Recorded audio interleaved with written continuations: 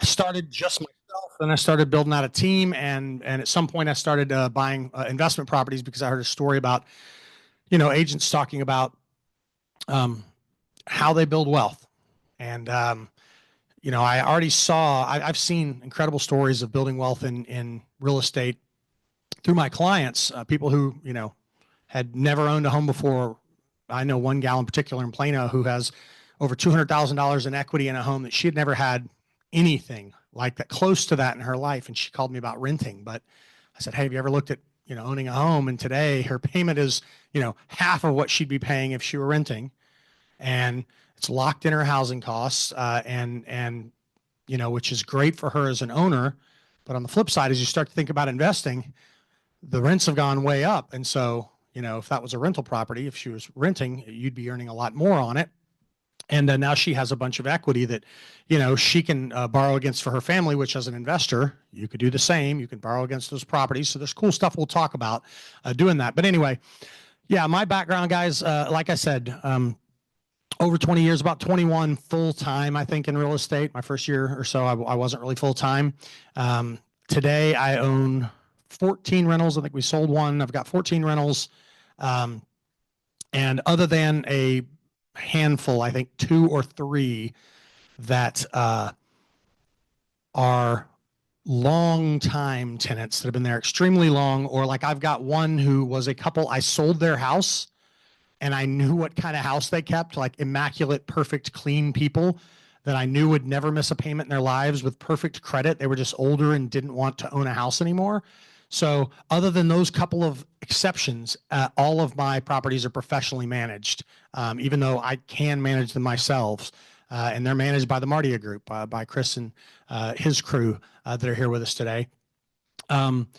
Because I don't want to deal with, I don't want to deal with a lot of the stuff myself. And that's not just dealing with it, but it's the direct relationship with the tenants that can be difficult. You will, get every sob story under the sun for why they can't pay the rent, et cetera. That is really hard if you're the direct owner of the home, but it's much easier for a management company to say, I'm sorry, these are the rules. Our owner's got to make the payment, the mortgage payment, so you got to make the rent payment, which is a lot harder to say to somebody telling you about how their grandmother has died for the 3rd time.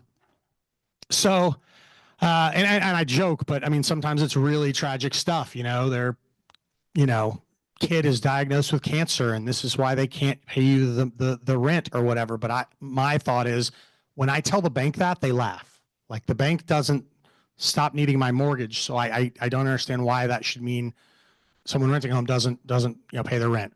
So it's difficult. I don't want to have that direct interaction, plus staying on top of all the latest. We'll talk later about just rules and regs, et cetera, for a property code.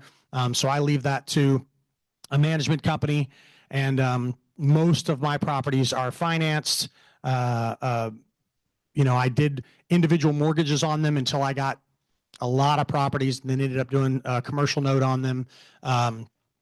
But happy to answer questions, talk more about that. That's some of my background and why I'm passionate about it. I'll talk about today about some flips and some holds. Difference being flip, obviously you're buying, fixing up, selling. That's a great investment. I probably won't spend as much time on that as some people might like if they want to do flips. And that's because I was taught, I've had multiple people tell me flips are more of a job, whereas holds are more passive income.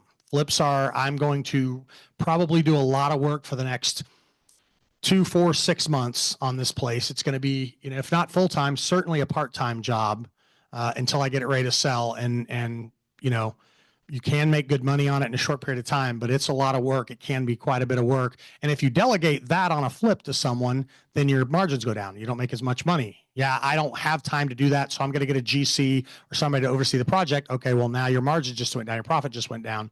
So I don't do that as much. I love the holds, the rental properties that I'll spend a lot of time talking about today. But like I said, currently have 14 rentals, and I love it. I love real estate. I love helping people begin this journey. Everyone from clients that have bought their first, maybe their only rental they have, to clients who have multiple rental properties, to team members who have multiple rental properties. We'll talk about. So that's me. Sorry, mine's long-winded, but I just wanted you to know I appreciate you being here tonight, and hope that you guys leave with some better ideas of what you want to do, and what, happy to answer questions at the end for whatever you've got. Okay, guys? My name is Chris Farr. I am the owner and broker of the Mardia Group Property Management. I've been doing this a little over 20 years myself. Bought my first house in '98, and I currently own 22 rental properties. We're looking to buy more down in the Austin area right now. Real estate's been good for me and my family. I mean, we love this business. It has turned, a kid from Garland who had nothing into, my own little thing. So it's been good. The buy and hold thing, we've done it. My wife and I have flipped. We've done that Burr method. I'm sure some of you've heard stuff like that. We've done just about everything. The buy and hold, though, is where it's really at, because it's built enough generational wealth, in my opinion, that I'm going to be able to pass this sort of thing down to my kids, and my ceiling will be their floor. So it's a generational wealth that most don't have the opportunity to do, or they don't know enough about it. So for me, a good team in place, if you're trying to get this done and really want to get into the business, have yourself a team. The way it works is this is the first guy you're going to use. The money man, I've said this every day of my life just about. The money man, the agent, and then the property manager. You have a good team who's going to navigate the treacherous waters, because if you come into this thinking there's not going to be a problem, that's not right. There's going to be a problem. Managing that problem is going to be the day-to-day issue. What you want is what's called mailbox money. So you have a guy who's going to show you the depth of that property. He's going to tell you how much you can afford. He's going to sell it to you, and then I'm going to help you do the day-to-day stuff so that you don't have issues. Because if their kid has cancer, I'm sorry, but for me, it's not personal. It's business, and I don't care. You pay or you can't stay. So I'll get into more of that in a little bit too, but I'll pass this off to you. My name's Eric White. I'm the branch manager and loan officer for our team with Fairway Mortgage. Our office is in McKinney. I have been in mortgage lending for over 30 years. And have been, during the majority of that time, I've also been involved in real estate investing and had as many as 110 doors at one time, and have bought and sold a lot over that time. So I understand both the financing side of it and the challenges of getting into the business and maintaining that business. And yes, from a property management perspective, it's not just taking the emotion out of it. It's also not having to get that phone call at 1 a.m. When you have a professional structure in place, you're not the one having to take care of every one of those little issues. You can really set that up and put that and let that go. Financing wise, the biggest thing that I like to try to focus with when we talk about the investment world is there is no shortcut to financing real estate when you're getting into and buying investment property. This is not, let me teach you a seminar on how to take money out of your credit cards and finance no money down on an investment property purchase. It just doesn't work that way. It's 20 to 25% down. You got to have that money you have to have that upfront money to purchase. Now, there's a lot of flexibility on different types of loans. Your standard conventional loans. There's actually a new model that we're seeing a lot called a DSCR loan, which is a little bit more creative solution. But all of them start with reasonable credit and 20 to 25% down. And we can talk about how to make those things happen, but those really are kind of the first barriers to entry to figure out. And then for us, it's figuring out the cash flow and the math on making sure that we can afford those payments. And that's not to say that, like the Burr method, some of you may have heard of, if you listen to podcasts and stuff, they're always talking about these, how you get into homes with very little money. It's not to say you can't do those things. It's not as easy as they make it sound. And it takes kind of the perfect storm to get into a property like that, which is extremely difficult. And the downside is I have clients that have been waiting for that deal that would work perfectly with no money down for so long, they've missed out on $100,000 in equity on a property if they would have just bought one. And that's the downside. You know, a lot of wise investors will tell you, you don't want to overpay for a home, obviously. But if you believe, you know, even some investment books that I'll mention that I love, like The Millionaire Real Estate Investor is a great book. But one of the things it talks about is, you know, you make your money going in, buying below market. And that's great. But if you spend 2 or 3 years looking for the right property to buy below market, you could have just bought a property at market. And in 2 or 3 years, you know, chances are real estate goes up on average 4% a year. So you'd have 12% equity in that home. You know, and again, I'm not advocating that you overpay. I'm just saying be careful getting so scared that you can't move forward on something. Because I've seen that that costs so many people, especially first-time investors. I've seen it cost them money. You know, who in here, does anybody in here already own rental properties? Okay, just checking to make sure who I'm talking to.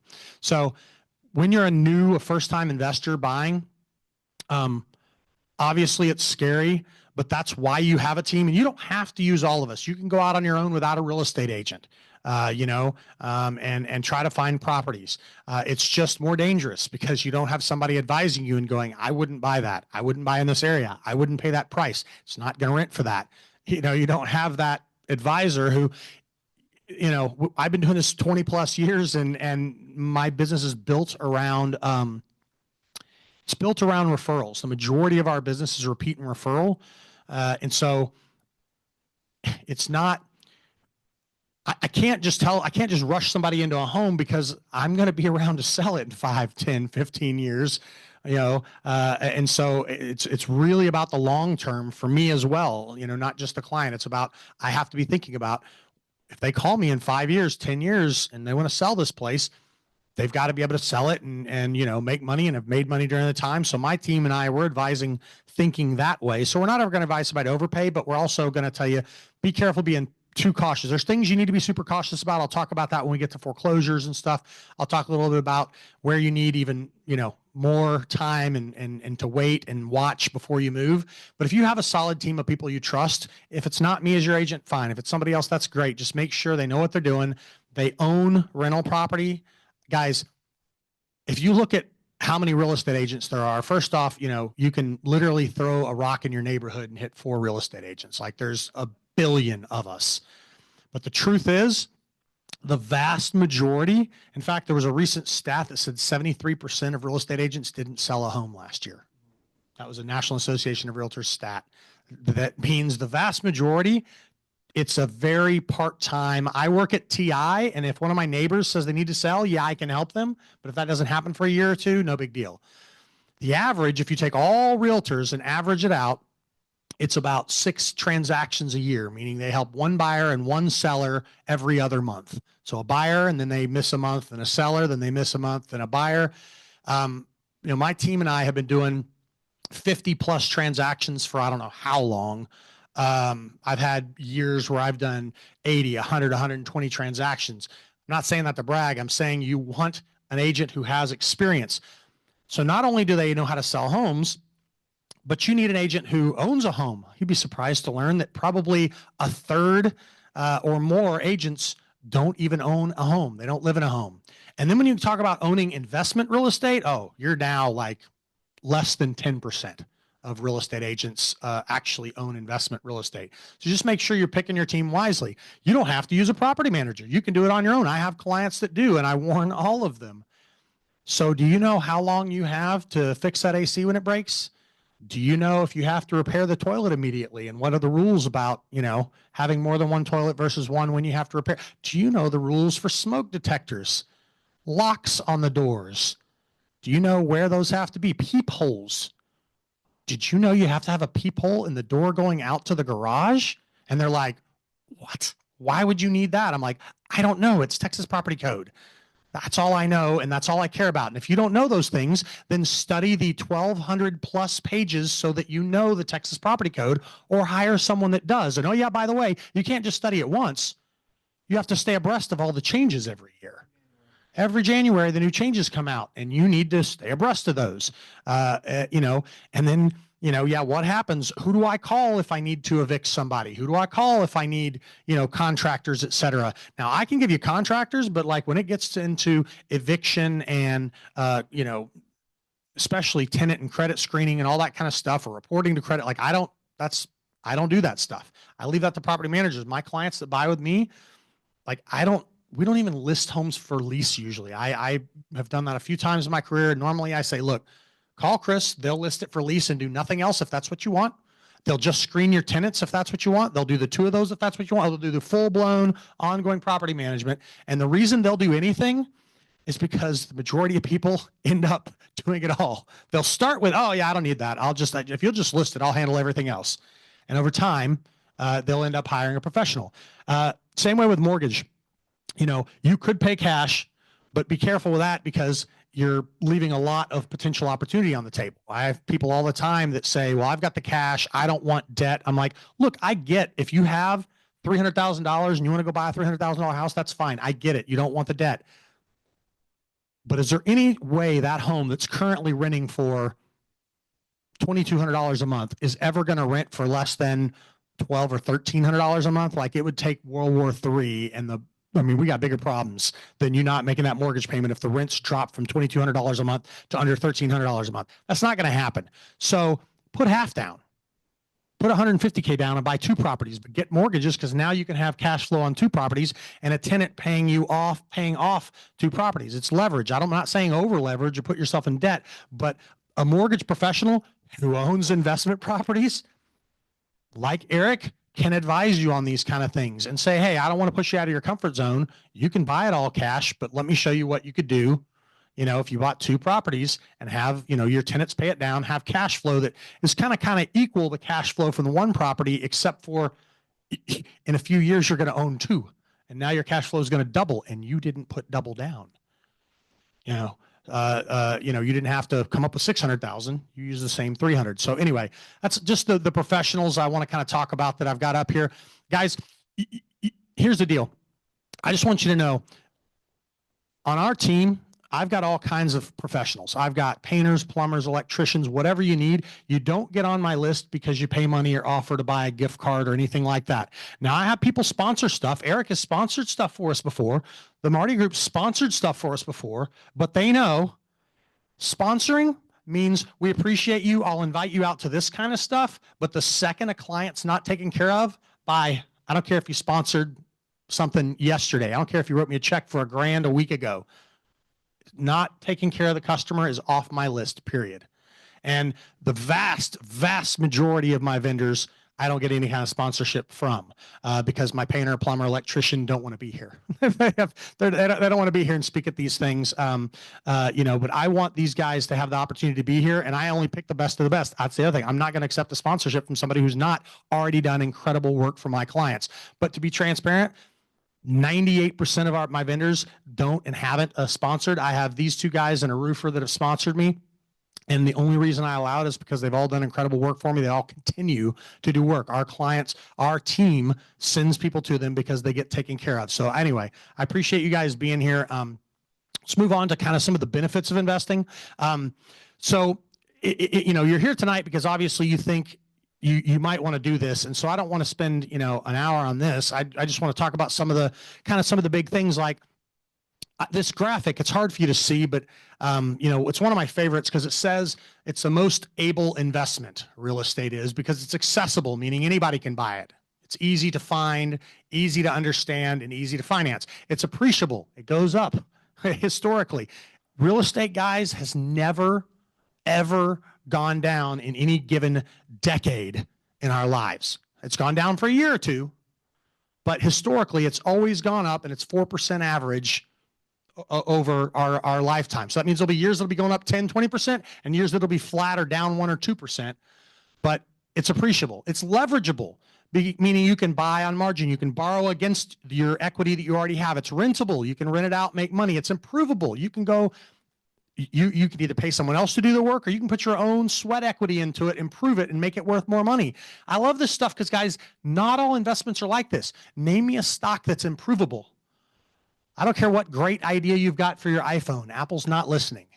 And you're not going to be able to improve that iPhone and make your stock worth more. You're completely hoping they do a good job making the stock worth more. But with real estate, you can make it worth more. It's deductible, depreciable, deferrable. There's great advantages to this financially, which if you don't know about all those things and don't understand money and tax and stuff, we can help teach. You can learn over time, but just know there's tax advantages. It's stable. As I talked about, it's typically slow to rise, slow to fall. Yes, there are investments that people are going to promise you 8, 10, 12% every year guaranteed. But we also know that some of those investments have historically enroned and gone to zero. Guys, real estate does not go to zero. It has never gone to zero. You could have an area that declines in value. You could have a house that burns down, but you're still going to either have some insurance money, be able to sell, and retain some of your money back. It's just it's a much more stable investment, and it's livable. You can't go live in your Apple stock. So if times get tough and you have to sell your primary residence or something because it was really nice, big, extravagant, I could go live in one of my little rental properties and lower my overhead significantly. And again, I can't do that with so many other. I can't go live in a mutual fund.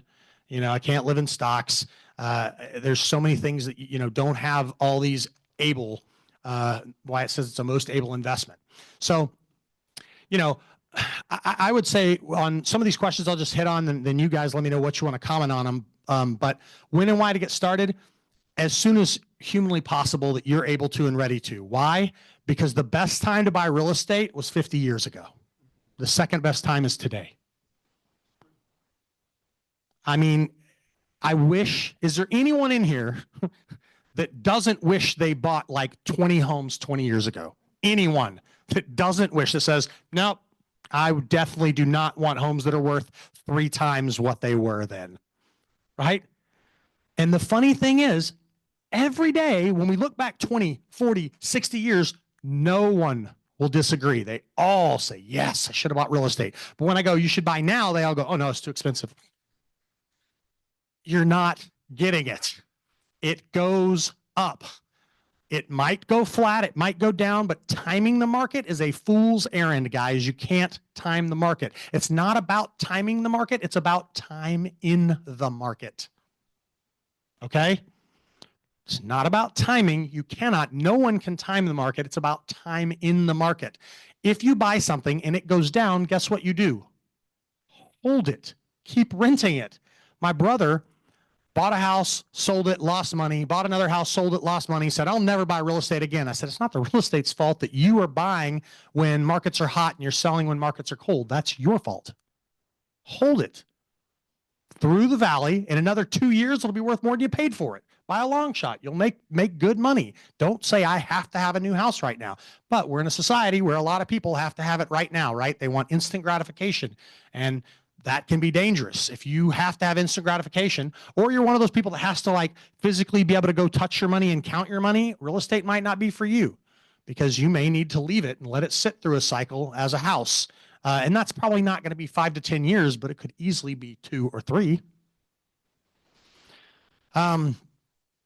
What you get out of it, this guys is about, like you said, generational wealth is one of my favorite things to talk about.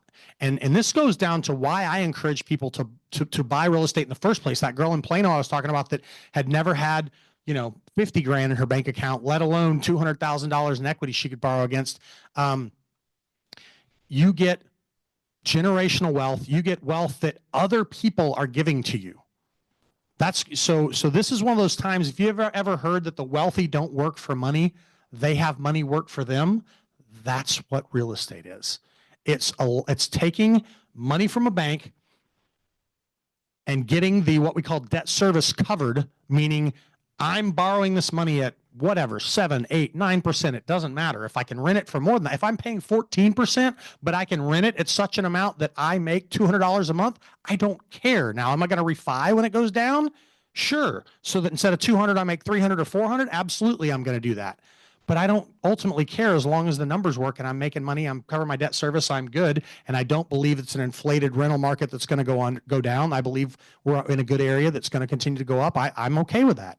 So what you get out of it is just opportunity for you to have passive income, for your kids to potentially have passive income, or wealth. That there are people who, as they age, they decide to sell off some of their portfolio and to fund their kids' dreams. Like, I mean, they'll either sell a house to finance a kid's business or to buy a kid's house for them. They'll sell a rental property because they have 10 or 20 or 30 that they bought over the years. And when their kids graduate college, get married, et cetera, there are people that will sell a property and give that money to their kids to do whatever they want with. And there aren't a whole lot of people that could give $200,000, $300,000, $400,000 to their kid just willy-nilly, you know, but you could. Everyone in this room could. It won't cost you $200,000, $300,000, $400,000. It'll cost you, you know, $30,000, $40,000, $50,000. It'll cost you some amount of money up front to put down to buy a property. Maybe it's $60,000 or $80,000, but it's not going to be $200,000, $300,000, $400,000 that ultimately that property will be worth. So those are some of the things you get out of it. And then I'll let you guys comment on all these before we go on. But long-term holds versus flips. We talked a little bit about the holds being a job versus, you know, I mean, the flips being a job versus the holds being more passive income. Now, short-term rentals are a whole different ball game. They are a hybrid. They pay better than long-term rentals, but they require more work than long-term rentals. I haven't done a lot of short-term rentals myself because I don't like the fact that the laws continue to change around the country on short-term rentals. Cities keep banning them, and then, no, that's declared unconstitutional, and the ban goes away. And then they say, oh, okay, we're just going to make people register them. And, you know, you can't rent them in this zone, in this area, around this monument or whatever. Things keep changing around them. So I'm not a huge fan, but I know people that do them and love them. But I will tell you the difference is on a long-term hold, to answer one of the questions I was saying earlier, if you've got 2 toilets in a house and 1 toilet goes out, now if I've got a good tenant, I'm going to try to get a plumber over there pretty quickly. But by pretty quickly, I mean a couple of days, like tonight, tomorrow, if I can, the next day. But if it's, you know, Saturday morning and they call me about a toilet overflowed and all my plumbers are saying I can come out, but I'm going to charge an extra $300, they've got a second toilet in that house they can use. So I'm going to say, hey, I'm going to have my plumber come out on Monday. Okay. Now, by the way, property code says if you only have 1 toilet, you can't do that, right? See, I didn't know. I had to check with him, but I think that's what it says. Yeah. So you got to know that stuff. Like, oh, only 1 toilet? Nope. Got to get somebody out ASAP. Got to get that fixed. Can't leave that through the whole weekend. So you got to know that stuff. And you got to know that on a long-term hold, I can say I'll fix that on Monday. Guys, on a short-term hold, it's all about ratings and reviews. And so you better have somebody out there, not just what's legally required by property code. You better have somebody out there within an hour. On a short term, there are people that are, hey, we flew in from Minnesota to visit our family. We're staying at your place because it's in Allen by the new, what's the resort they're talking about building? Kalahari or no, yeah, Universal Kalahari. So we came to stay in your house because it was close to that and our relatives, and the toilet doesn't work. I don't care if there's another toilet. You can't tell somebody in a short-term rental, an Airbnb or a VRBO, oh, just use the other toilet for a day or two, tell us to get somebody out there. They're paying a premium, top dollar, hundreds of dollars a night to live there. You better have somebody there in 1-2 hours tops. So it's a lot more of a job. It pays better, but it's a lot more of a job. And, well, it can pay better. You got to watch vacancy rates, et cetera. There's a whole lot of other stuff you got to pay attention to. It's a whole different ball of wax. That's why short-term rentals are a completely different category than long-term, because you're talking about renting for days, or if you're lucky, a few times weeks, versus long-term is almost always a year plus. It's extremely rare for single-family properties to rent for less than a year. And the cities are going to now require you to take the city of Dallas, Plano as well. If there's been so much trouble with these short-term rentals, they're now passing ordinances that if you're not within a mile of a stadium, you're done. So if you've already got one, they're talking about grandfathering you in. But if you're new, you're cooked. So it's going to get really ugly before this thing gets way better, because they're going to have to regulate. And the way they'll do it is they're going to charge you. They're going to figure out how to make money on this and charge you through the nose because they don't want this, especially when you got one of the city councilmen lives in Plano. He's got a short-term rental next to him. They started shooting the guns off this few weekends ago, and now guess what? They're fixing to try. Exactly. So it's just it's a game, and I don't like to play that game. That's in somebody else's hands, and I like to have control of my own investment. That being said, think about this. One of the biggest assets out here, and you get to leverage someone else's money. All I got to do is put down a small amount, 20, 25%. Now, that's a lot if you're looking at some of these houses, right? But in the broad scheme of it, it's still a little bit of money that you get to use other people's money to have that asset, and you have full control over it. So rents go up, rents go down. You got to figure out your math, right? Are you a cash flow person or are you a asset person, right? I need to know. Last year I paid $100,000 for a house. This year it's worth $200,000. Wow. Guess what I can do now? I can leverage the money that I have in my house to put down on my new house, right? I could do a HELOC or something creative like that. If you're going to pay cash for a house, don't do that. That's silly. That's like taking your money and going and put it in a 0% interest bank and just let it sit there. Let that money work for you. At least go put it in a high yield, right? Or earn 4%. Get this guy to give you a loan. Get this guy to sell you the house. If your cousin and your uncle and your brother and your mindset is he did real estate, he's done that. He hit on it a while ago. He kind of took my talking point. But it's smart because if they haven't done it, don't use them. They'll get you in a world of hurt. This is a big boy's game, and you need big boy help, right? To win this game, you need to have a good team. That team doesn't necessarily need to be us, but we've all done it. We've all been there. Our pain is your gain sort of thing, right? So the real estate guy, I'm going to go back to it. There are so many real estate agents who have never done this. They sell houses. So when you're done, they're done. They move on down the road. And then you go, well, I was promised $2,000 a month rent. You only get $1,500. Now you're negative. Now you're paying a mortgage, but you're paying $500, right? Okay, there's some positive to that. You're just now, if you were a cash flow guy and you were looking to buy cash flow, you just got a wrong guy to help you with the right idea. That's where this guy comes in. He's going to tell you what you're going to qualify for, and he's going to go find you a house. He's going to run the numbers for you. The numbers, if it doesn't make dollars, it doesn't make sense, right? He's going to run the math. He's going to show you how it's done, and then he's going to navigate that, negotiate that, all the do's and don'ts. I know your cousin, brother, uncle, aunt, sister who does it, like he said, weekend warrior kind of a real estate guy. He's just going to get you in trouble because he's trying to make 3% on a commission deal, and that's all he sees, or she. But a guy like him, he takes pride and he's done it. So he's going to go, hey, look, I've done this 14, 15 times. I've probably done it more than that, right? So it's a no-brainer. Use someone, ask them. We work for you. Job interview works like that, right? What are your qualifications? What have you done? How do you do it? What's your plan? Show me the numbers. Make sure, because you wouldn't go out here and go, hey, I'm going to give you a loaded gun. It's only got one bullet in it. Squeeze the trigger a couple of times. See if it goes off. If it didn't, great. That was a great deal for you. So that's how I equate that. It's because you're playing big boy money here, and you don't want to get burned. And the one thing you'll do is if you get burned on the first go out, you won't do it again. I think it's real estate. That's a flop. I shouldn't be doing this. No, that's real estate's not the problem. It was your team. It was your team, and he keeps up with where this stuff is. What's the hot market? Where's it going? How's it going to do? He runs all the numbers constantly. So it's a constant moving.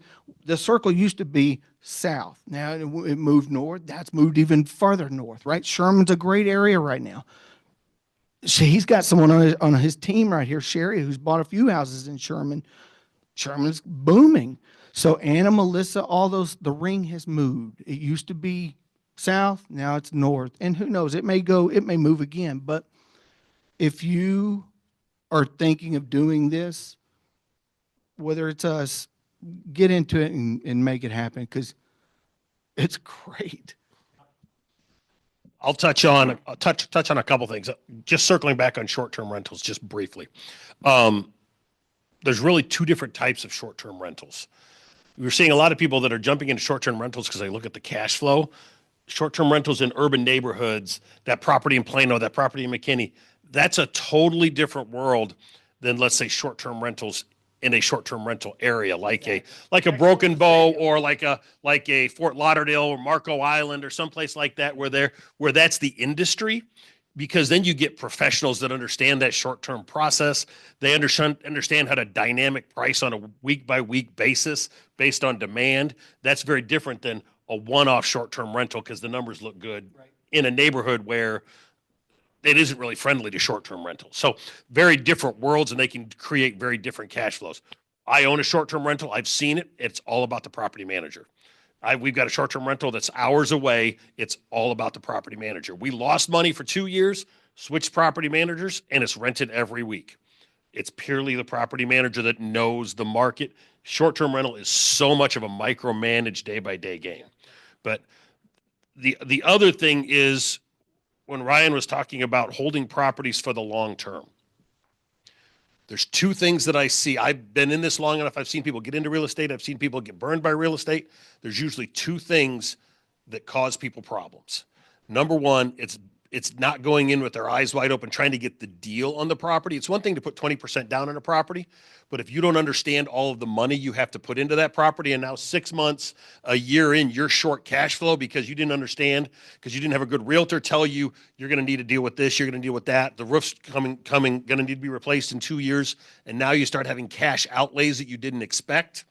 Then all of a sudden you're behind the eight ball cash flow wise.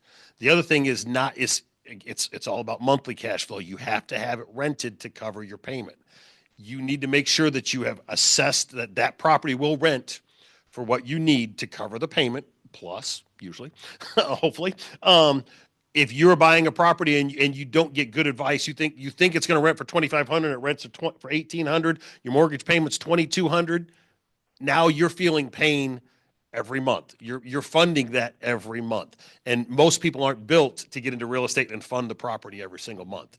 So those are the two things that I see people get burned by, is not assessing the future costs and not making sure that they're in the right rental, or that they have a property manager that keeps it rented, because it might rent for $2,500, but if you're not proactive in getting a tenant when your tenant moves out, now you're sitting there 3 months with no tenant, not dealing with an eviction properly, and now all of a sudden you're paying out with no money coming in. That's when rental starts to feel very painful, if you're not seeing those things coming in and taking advantage of that. Know your math, right? Yes. If you're a cash flow person, know your math. My math is $300 a month. After my principal, interest, taxes, insurance, and a management fee, I need $300 a month. And we'll talk a little bit more. We've got a thing at the end where I talk a little bit more about getting into your numbers.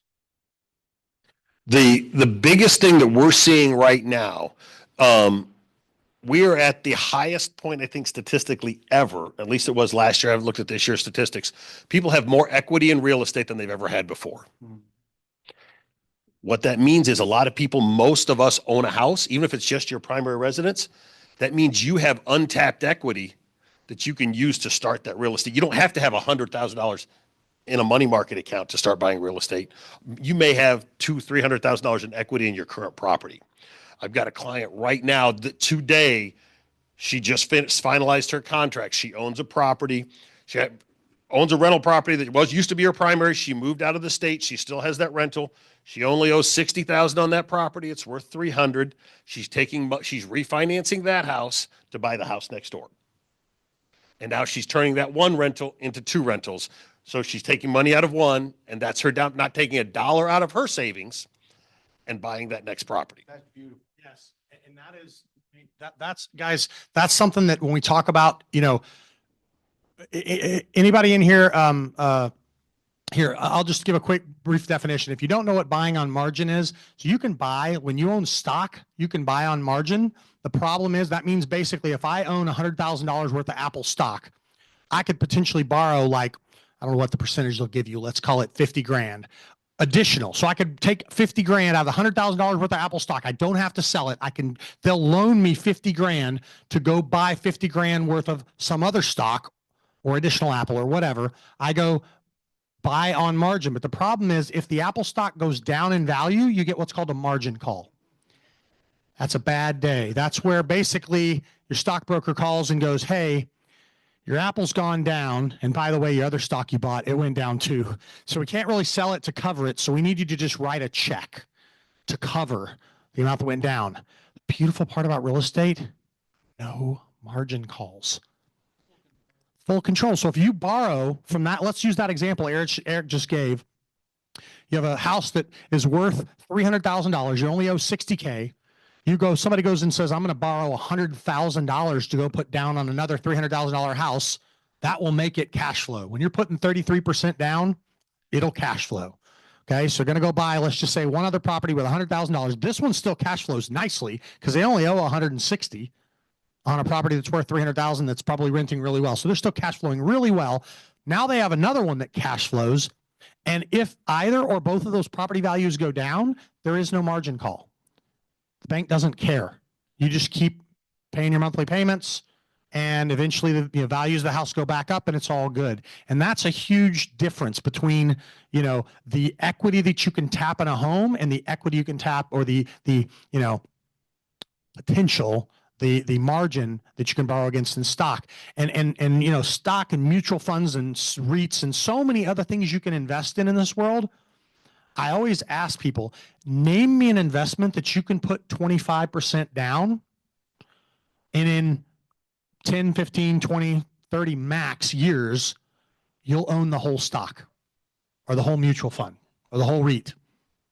It doesn't exist in any other type of investment like this where you can put a quarter of the money down and over time, pretend like Apple said, yeah, if you give us 25% of the money, or your broker said, give us 25% of the money, $25,000, we'll give you $100,000 worth of stock, and by the way, the stock in 20 or 30 years might have gone up to $500,000, but they're going to give you all 500, even though you only put 25 down. Doesn't happen. In stock, if you buy $25,000 worth of stock or mutual funds or REITs or anything else, you only get what that goes up and down. And so here's the kicker with real estate, guys. When we talk about leveraging your investment, which Eric's talked about, I've talked about, there's a different kind of leveraging. A lot of people go 4% a year. That's not real good though. Like on average, I could probably do better than that putting it in the S&P. What people don't realize is it's 4% on the whole property. I didn't put the whole property down. I only put 25K down, which means I put a quarter down, which means if the property goes up 4%, but I only paid 25% down payment, anybody want to guess how much I'm actually making on that money? Cash on cash? 16%. Tell them that again. So this, people don't get this. People all the time say, real estate's not a good enough investment. 4% average, that's great, safe, secure. I can do that in T-bills or a CD, No, you don't understand. Again, CDs, stocks, T-bills, you name the other investment. You don't only put a quarter down, but end up getting the full amount. That doesn't happen in those investments. So 4% a year is a 16% gain per year on your 25% down. So to make it math easy, $100,000 property, you put 25K down and over time you own all 100K. So the 100K has gone up 4% per year, compounding, by the way. It's compound interest on that. So every year, 4%, it's not 4% of the original 100K, it's 4% of 104, 4% of 109, 4% of 115. It just keeps going up every year. The interest does, and you're getting 4% on, again, you only put 25K down.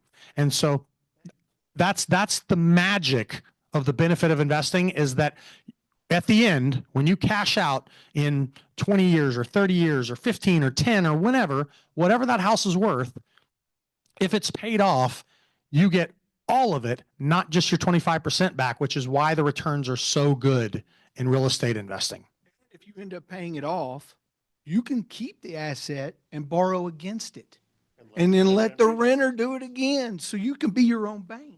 And there's no tax implication. Like if I borrow against my 401k or something, like, yeah, there's interest and taxes and penalties and all that.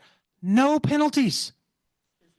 It's just debt that you owe. So when you borrow that money to go buy another property and you rinse, repeat, and do that over time, you could literally own multiple properties that you only put the 25% down. Let's pretend I did that one time. I bought a house for 25K. I paid it off over 15 or 20 years. And then I did a second property. So over, again, you can teach your kids this. By the time those two properties are paid off, I only put 25% down on the first one.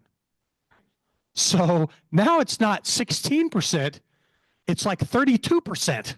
I'm getting on my money because I borrowed money and I am going to end up owning both assets that I didn't even put any money out of my pocket down. I just basically reduced my cash flow that I would have been taking off the first property, borrowed some money to now get a second property that eventually I get cash flow off. Both of them 100% get paid off. So anyway, just interesting stuff to think about on the leverage side. And then that is debt. So that is tax. You're not right. You're not taxed on that money because that's the debt you owe. Exactly. So even though you are getting money out and going and putting money down on another property, you don't get taxed on any of that. This is, again, going back to the poor work for money and the rich have money work for them. Rich Dad, Poor Dad, one of my favorite books. If you haven't read it, Robert Kiyosaki, amazing. Read it, have your kids read it. So growing from single family to multifamily is something that a lot of people will do over time. It doesn't have to happen, but just know that, you can go from a single family property to a duplex or a triplex or a fourplex or a small apartment or a big apartment. And one of the interesting things, again, talking about tax advantages, is what's called a 1031 exchange. It's based on the section 1031 of the federal tax code. And it says, as long as you pull the money out and put it back into a real estate investment that is equal or greater value, you pay no taxes on it. No income taxes, no capital gains, nada. What's that? Yeah. So there are rules. There's a window of how long you have to do it. You've got to meet certain regs and requirements. But again, you need to work with an agent that knows what they're doing. If it's not me, be sure they've done a 1031 before. Be sure they've done more than one. That they understand it. But the bottom line is a 1031 allows you to sell one of your single family properties and buy another property equal or lesser value, or two or three properties. I could take a property that I had paid off and I bought for $100,000, $25,000 down. It's gone up to $300,000 in value. I could now sell that and put $100,000 down on three properties and pay no taxes. Nothing. No income, state, federal, capital gains, nothing. And now I own three properties. Yeah, if you're selling a property by Mercedes-Benz, you pay taxes on it. You're going to short-term capital gains and income tax on that. So it has to move to a real estate asset. Now, that doesn't have to be another house. It could move to land. You could take your investment property and move it into an apartment building. You could move it into some land in McKinney that you're speculating is going to go up or something. But it has to be a real estate asset. It could be commercial, residential to commercial, commercial to residential. It could be split. Again, if I had a $300,000 house, it's timed. You got to fit it in the right window of a few months to identify your property and a few more to close it. But I could take that $300,000 and put 100 into another replacement property that's maybe in a better location. I think it's going to appreciate cash flow more, and $200,000 and put it into a commercial property. So there's all kinds of stuff you can do to move into single family or move into commercial or whatever, and defer those taxes where you're not going to pay them until you are done and selling. And you can even talk with tax planners and strategists about, how do I put this like in a trust or something that family manages, and I don't even pay that on my death. Line of credit on your house and buy a Mercedes. Yeah.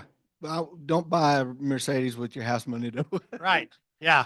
So anyway, those are some of the benefits of investing. So I'll talk briefly about getting a deal. and understanding like foreclosures and short sales. You're not going to see many short sales in the current market for exactly the reason that Eric talked about earlier. There's more equity right now in American homes than there has been like ever. And so a short sale is where someone owes more money on their house than they're going to be able to sell it for, at least after fees. And the only way you would see a short sale right now is if somebody bought a home and tried to turn around and sell it like within 6 months or so. I think this is going to die. So if it does, I'll swap out the batteries. But short sale, you know, a lot of people think that they're deals. They can be, but you have to be very patient because basically it's where the seller is going to ask their bank permission. Let's pretend I bought a house for $100,000 and I moved in. I didn't take care of it because I didn't have money to pay the bills or maintain anything or take care of anything. So it's actually only worth $95,000 now because it's kind of torn up. And I still owe, I bought with almost no money down. So I still owe $95,000 on it. It's worth 95. By the time I pay to sell it, I'm only going to get $85,000 out of it. I go to my bank and I say, Mr. Bank, would you please just let me walk away and I'll just give you the keys. And the bank basically says, well, we could foreclose on it. We could take the keys, et cetera, but that costs us money. And they will allow you to short sell it where they say, hey, if you'll sell it, we'll take 85. And all of a sudden that seller might be able to sell that house and you could potentially get a deal on it. But I don't want to spend too much time on it because they're going to be so rare that you're going to see those in the current market. But I've done short sales both on the buyer side and on the seller side. So again, finding an agent who's been in the business more than a year or two or 5, I have been around when we were doing short sales. We went through the mortgage meltdown in 7, 8. So I was helping people short sell their houses. I was helping buyers buy short sales. So I know about those. Foreclosures you will see. And a lot of investors, they want foreclosures because everyone has told them, you want a deal, buy a foreclosure. Like everybody's heard that, right? And so I always cover, there's kind of 2 different sides of foreclosure, pre and post. Pre-foreclosure is where seller gets a letter from the bank saying, hey, you hadn't been making payments. And the seller's like, yeah, I got a little money. And pretty soon, when you start sending the bank a little money, but not all the money, at some point after about 3 to 6 months, usually the bank goes, we don't want a little money. We want all of it or you're out. And at that point, usually the seller is in big trouble because they have had little money trickling in, but they keep falling further and further behind. And at some point, the bank starts returning their checks and going, we don't want 1,000. We want the $6 grand, $8 grand, 10 grand you owe in back payments, or you're done. We're going to foreclose. So pre-foreclosure is where short sales happen, or the bank sends a formal foreclosure notice and says, hey, we're going to foreclose on this property, and it gets foreclosed on the courthouse steps. It's the first Tuesday of the month. It doesn't matter if the first Tuesday is New Year's Day and it is snowing. It's going to be foreclosure day at the courthouse steps. Now, you can get some deals. However, it is a high risk, potentially high reward endeavor because the people you're bidding against probably have a lot of experience. They know what to look for. You can't get in these homes. There's no inspections. There's no previews. You're buying a home sight unseen. Now, there are people who bid at these auctions who will break into these homes illegally and view them and aren't too afraid of getting shot, which you should be because you could. But there are people that will break in because they want to know what it looks like. Then they'll go bid on the courthouse steps. So you may be bidding against someone who's actually seen the inside of the home and knows what it is. You may be bidding and find out you're bidding for a second mortgage, meaning they had 2 mortgages. The first one was for $300,000. The second was for $100,000. And you think, I'm getting a smoking deal. I'm getting a $400,000 house for $100 grand. I won the bid for $100 grand. And then you find out the first lien is still in place. You just paid $100 grand for a home that has a $300,000 lien on it and is so torn up it's only worth $350,000. So you owe $400,000. So you got to do your research before you go bid on the courthouse steps and make sure there's not liens on a property, that you're bidding on the primary lien. And by the way, the other people you're bidding against are not just investors. It's the bank who's there bidding on the property. Now, why would the bank bid on their own property? Because they have what's called mortgage insurance. And the way mortgage insurance works is the bank got that loan insured for $350,000. It was worth $400,000 new, but the guy has torn it up and not taken good care of it. So it's probably only worth about $350,000 now because it needs foundation work, new roof, and the mold in the walls from the bad roof replaced. So it's only worth $350,000 max. And you go and you keep bidding $300,000, $305,000, $310,000. You're like, why is this guy outbidding me? Because he's bidding for the bank and he's going to bid all the way up to the mortgage insurance number. And if it's insured for 350, he's going to bid to 350. And you're like, it's not worth more than 350. I'm at 340. I would have almost no more. I'd only make 10 grand on this place. Why is this guy outbidding me? Because he's the bank. And when he buys it back, they turn around, sell it, and whatever they lose, they get reimbursed up to their mortgage insurance. Yeah. And that happens all the time on the courthouse steps, and people don't understand why they're getting outbid. So I will just tell you, be very, very careful with foreclosures. Again, use an agent that knows how to explain this stuff, that understands it. You don't have to use an agent to buy foreclosures. You can go buy them on your own. I would just advise you, you better go spend, 6 to 8 months at the courthouse steps before you ever even think about placing a bid on a foreclosure. You got to bring cashier's checks, and they don't give you, nope. And they don't give you money back. Yep. So you better bring 1,000, 10,000, 500, because once you paid and you go, well, I need change back. That's not how it works. Yeah, it's all cashier's checks. So if I think I'm going to bid on a couple of properties and I'm going to bid up to $150,000 on these properties, to his point, I'm going to bring a $100,000 cashier's check, a $50,000 cashier's check, a $25,000 cashier's check, a $5,000, a $10,000, a couple of ones, a 500, so that I can ultimately give cashier's checks for approximately the amount that I bid for that property. So I'm not saying there aren't deals there, and I'm not trying to scare everybody off. There are deals there. I'm just saying be very, very careful. That's not the place you want to go run and be a rookie and learn about how investing. That is where you will burn yourself and say, real estate investing is not for me. Well, it's because you went to the wrong place first. It's much, much higher risk, and it is higher reward, but I don't think it's higher enough reward to warrant the risk until you are a very seasoned investor. You're also dealing with disgruntled people who will sabotage your plumbing. We've had deals in our past where they put, concrete in the toilets and flushed them. So now I got to dig. Exactly. Somebody, they put paint down all the heating vents. See, it happens. So they're mad because they're losing their house. This is where their kids. So it's emotional for them. So you gotta be good at this. Yeah. So be careful with the that's the pre-foreclosure. Post-foreclosure is where the bank, that guy who was bidding up to 350 on that property because they had mortgage insurance for 350 on it, he won because I was bidding against that guy and I only went up to 340 and I didn't understand why he went that high. Well, he went to 350 because they had mortgage insurance. He bought it. The bank took that house back, and now the bank is going to put it back on the market. They're going to do an assessment. They're going to decide, well, it's probably not worth more than 340, 350. We need to get it off our books. We're going to put it on for 340 and we're going to sell it. And then after fees, let's say they only net out 330, they'll get that 20 grand from the mortgage insurance company. The difference, they sell it for 330, they get the 20 grand difference from the mortgage insurance company, and they're done. Now, post foreclosure, again, people think foreclosure, good deal. Well, if that home only needs $20,000 worth of work, paint, carpet, minor fix up, cosmetic stuff, they're only going to price it 20 grand below market. When you start getting deals on foreclosures is when they need major work and you can't get a loan on it, because Eric's happy to give you a loan on a property that just needs paint and carpet. No problem getting a loan on that house. Different story when the home needs paint, carpet, all appliances have been ripped out. The foundation is pretty bad shape. The roof is leaked. So now that entire wall is molded out, needs all ripped out, replaced, mold remediation, new roof, etc. All of a sudden, can't get a loan on that property. No bank's going to loan on that. The appraiser's going to come in there, checkbox mold, checkbox foundation problems, checkbox leaky roof, and boom, that loan's done. There's no loan on that property anymore. Now, a good agent is going to stop you from ever writing an offer on that home. We're not going to write an offer on that home if you're with me, because I'm going to tell you, you can't get a loan on that.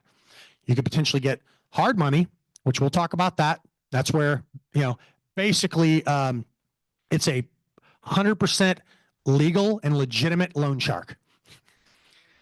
And it can be a great way to buy a property.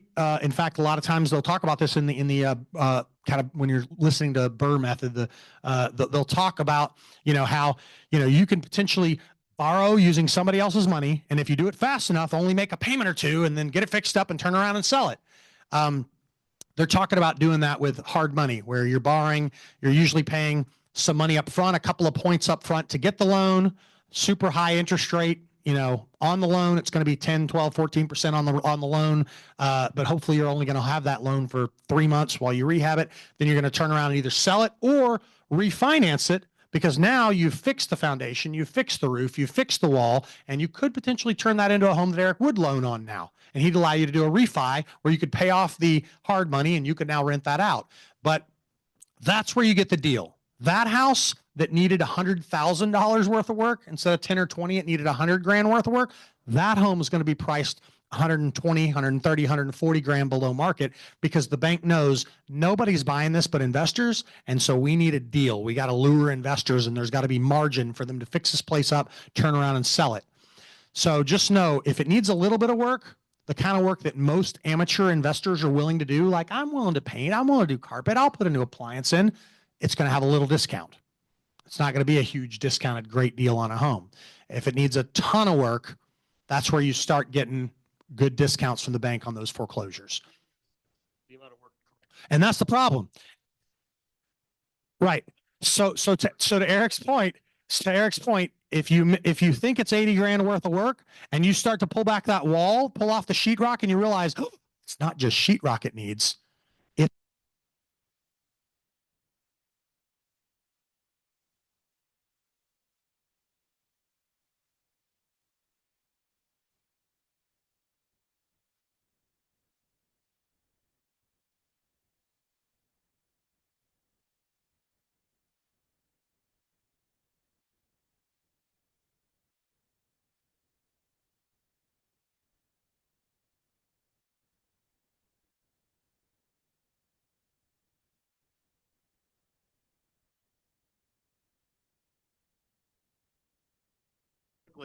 um, fix and flip. Fix and flip lenders don't want to play with amateurs because they know the first fix and flip, you're going to misassess the cost. Yeah, I mean, a long time ago, a mentor of mine said that your first fix and flip deal is like graduating from high school. Your second one is like paying for the cost of college. Your third one's like paying to get your master's degree. You're paying along the way till you finally figure out what you're doing. A fix and flip, which is a special niche of investors, they don't want to pay for the cost of you learning that and them losing their money. So most of the time, they won't do that unless you have a history of fix and flip lending already. They don't want to give you that money for that specialty type of investing. So that's a very small window of opportunity where you think you're going to get the deal, borrow the money to do the deal, unless you have other cash or a line of credit or something like that. Yeah. So just know that, again, the right team is gonna lead you in the right direction. And you know, once someone who knows me, who's either been a past client, they already trust me, it's no issue because they know I'm not going to steer them wrong. But somebody who's brand new, who hasn't worked with our team before, who doesn't know me, might feel like, well, why isn't he showing me the short sales? Why isn't he showing me the foreclosures? There's a reason, because I'm trying to keep you out of trouble. Because again, when you rip that wall back and find out it's all new framing, it's not just, and by the way, when that water went down, it also screwed up all the electrical in that wall. You know, the plumbing is now is showing, you know, water damage signs and stuff. All of a sudden that 80,000 is 120 and your margin went poof, your profits went poof, they're gone. And that's why fix and flip lenders, you know, they don't want to work with folks like that may not assess. I mean, nobody, even the pros will tell you guys, when you're buying like really rough homes and foreclosures and stuff, any good pro will tell you it's a numbers game. I'm gonna lose money on probably 1 out of 5, 1 out of 4.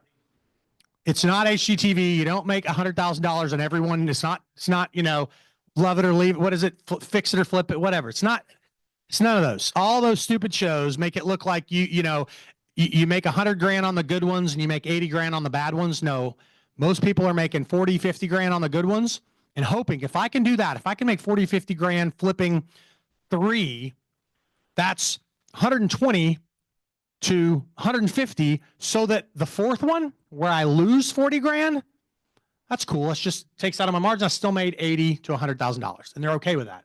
And so it's a numbers game for that. Whereas normally on the holds, you know, rental properties, you're not normally having as much an issue because you're not buying something that was absolutely trashed beforehand.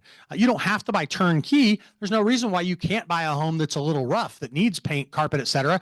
And you go in with a significant other, an investor, a spouse, or whatever, and fix it up. Go do paint, go do carpet, do some work yourself, and add some sweat equity so that that place rents really nicely. You can do that. Just be careful the ones that need a ton of work. You need an agent because, again, people are they're so focused on the deal that it'll end up burning you. And that's what I don't want to have happen. I don't want any of you, any of our clients ever to get burned or turned off of investing because they took a risk that they shouldn't have, or somebody didn't tell them was a risk. Because if you do it right, guys, this is not an incredibly risky, it's not an incredibly risky endeavor.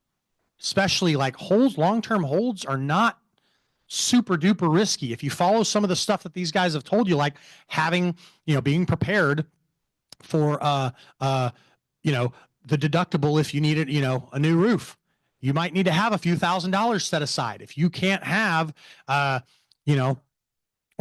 vacancy, need a new carpet between tenants, whatever, you're going to need several $1,000s set aside for those kind of things. But absent that, if you're prepared for it, and you know these, and you have somebody coaching you and counseling you on these, it's not incredibly risky. I've never had a client that thought a home was going to rent for $2,500 and only rented for $1,800 because I know how to do homework.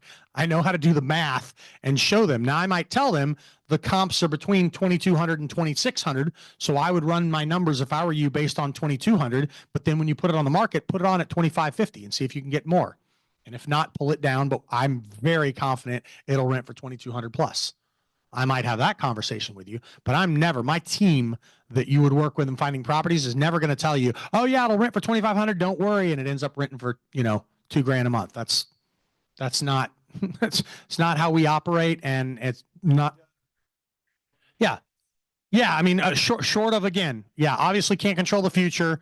If we end up in a major economic downturn or something, okay, all bets are off. At that point, anything can happen. But in a normal market, everything I've been in, even through the mortgage meltdown, didn't ever have any issues like that. I've had specific conversations about you can't get the cash flow in certain areas to make the rent versus the mortgage payment make sense, which is why it's important to know where to go to get the rents you need. It may not be the house next door that you think is really cute.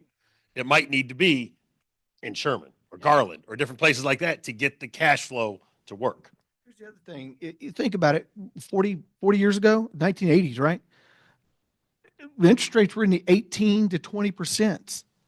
Everybody, I always hear, oh, well, it was easier back then because the houses were cheaper. Yeah, but your income was $40,000 a year. You making good money at an 18% interest rate. Today, an investor is going to pay mid sevens. That's nothing. Well, and here's the thing, guys, on that, I'll tell you, even though real estate's expensive, it's about knowing where to look. You don't have to buy, to his point, Chris said earlier, yeah, used to, it was, North Dallas Richardson, and then it was kind of Plano Allen, and then it was kind of McKinney and Frisco and North. And now, yeah, it might be Sherman, Anna Melissa Van Alstyne, Sherman, Denison, but you can still find properties. I can show you where there are brand new properties for under $250,000 that you can buy and turn around and rent. And if the numbers don't work at 25%, you've got to ask yourself, do I want to look elsewhere and see if I can find something else? Or the other option is, do I want to put 25 or 30% down? All homes cash flow at the right amount down, right? So you may say, hey, I didn't want to put 30 or 35% down, but I like this area. I like the opportunity here. I'm going to put a little more down so that I can have, the comfort that I can, cash flow, cover my debt service. I'm not going to have to worry about not paying the mortgage. And, Eric, you said something earlier that triggered something in my mind. You were talking about, I've lost it. It'll come back to me. What he's saying is a lot of people get hung up on where rates are. The rates right now are higher than maybe a lot of us paid 4 years ago. And investment property financing is higher than the rate you're paying on your primary house. So sometimes that's a little bit of a pain point for people. But think about this. if I can get in right now, I can't wait 3 years for rates to drop and still take advantage of the equity gain over the last 3 years. But I can refinance in 3 years or 2 years and still have that equity build up and drop that rate a point or two when the time is right. So sometimes we try to time the equity, but we try to time it based on interest rates, and really we're losing out on that equity growth that during that time. 100%. And guys, here's the deal. If you buy where it cash flows or breaks even, we'll talk in a minute about knowing your numbers and what you want. But if it meets your criteria now, and you hope to refi and drop the rate and cash flow more, but it's the same thing as I would tell my brother about moving. If rates don't go down, just keep where you're at. Don't buy something where you're like, well, I'm losing money every month, but hopefully rates will go down and be able to refi. No, I'm not going to allow you to buy in that situation. I'm going to say, no. Let's buy something that works for you now and hopefully gets better. But if it doesn't get better, you just keep renting and keep paying it off. So the reality, guys, we already talked about some of this stuff, like the benefits of property management company, finding good areas. We've hit a lot of this stuff, so I'm not going to spend a lot of time on it. But a lot of landlords think that, to your point you're talking about earlier about buying the house next door. Sherry Clifton on our team owns seven rental properties in 6 years. And Sherry, let me tell you guys, when she joined our team, 32 years running Irving's program for the deaf, she was in education, and no one had ever talked to her about, investing or real estate or renting. I mean, that was like so foreign to her mind that we walked out of a house one day that was really, really rough. I mean, think orders smelled bad, rough. Okay. And we walked out, both of us kind of like getting a fresh breath of fresh air as we walked out the front door. And she said, "Oh my God, that house was horrible." And I said, "Oh my God, that'd make a great rental." And she said, "What?"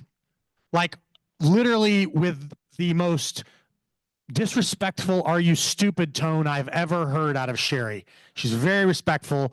Been working for me for many years, but literally like, "Are you an idiot?" And I just had to tell her, and this is very important for first-time investors, you're not going to live there. And if you're really trying to get educated about it, go visit some rentals, because as you visit rental properties, you'll go, "Ew, like this, I would never live here. This is gross." And we'll be like, "This is normal in rentals. It'll rent that weekend. That property will rent." And since that day, Sherry has bought 7 properties because all of a sudden her mind shifted and she's like, "Oh my gosh, like this is my retirement. This is going to make my teaching pension look like a joke." Like that, I thought what she thought was her retirement, like that's going to be her weekend fun money. All her real money is going to be coming from real estate now. And what's cool is, guys, Sherry didn't start this at 20 or 25, right? You were like 30, right, when you started? Yeah.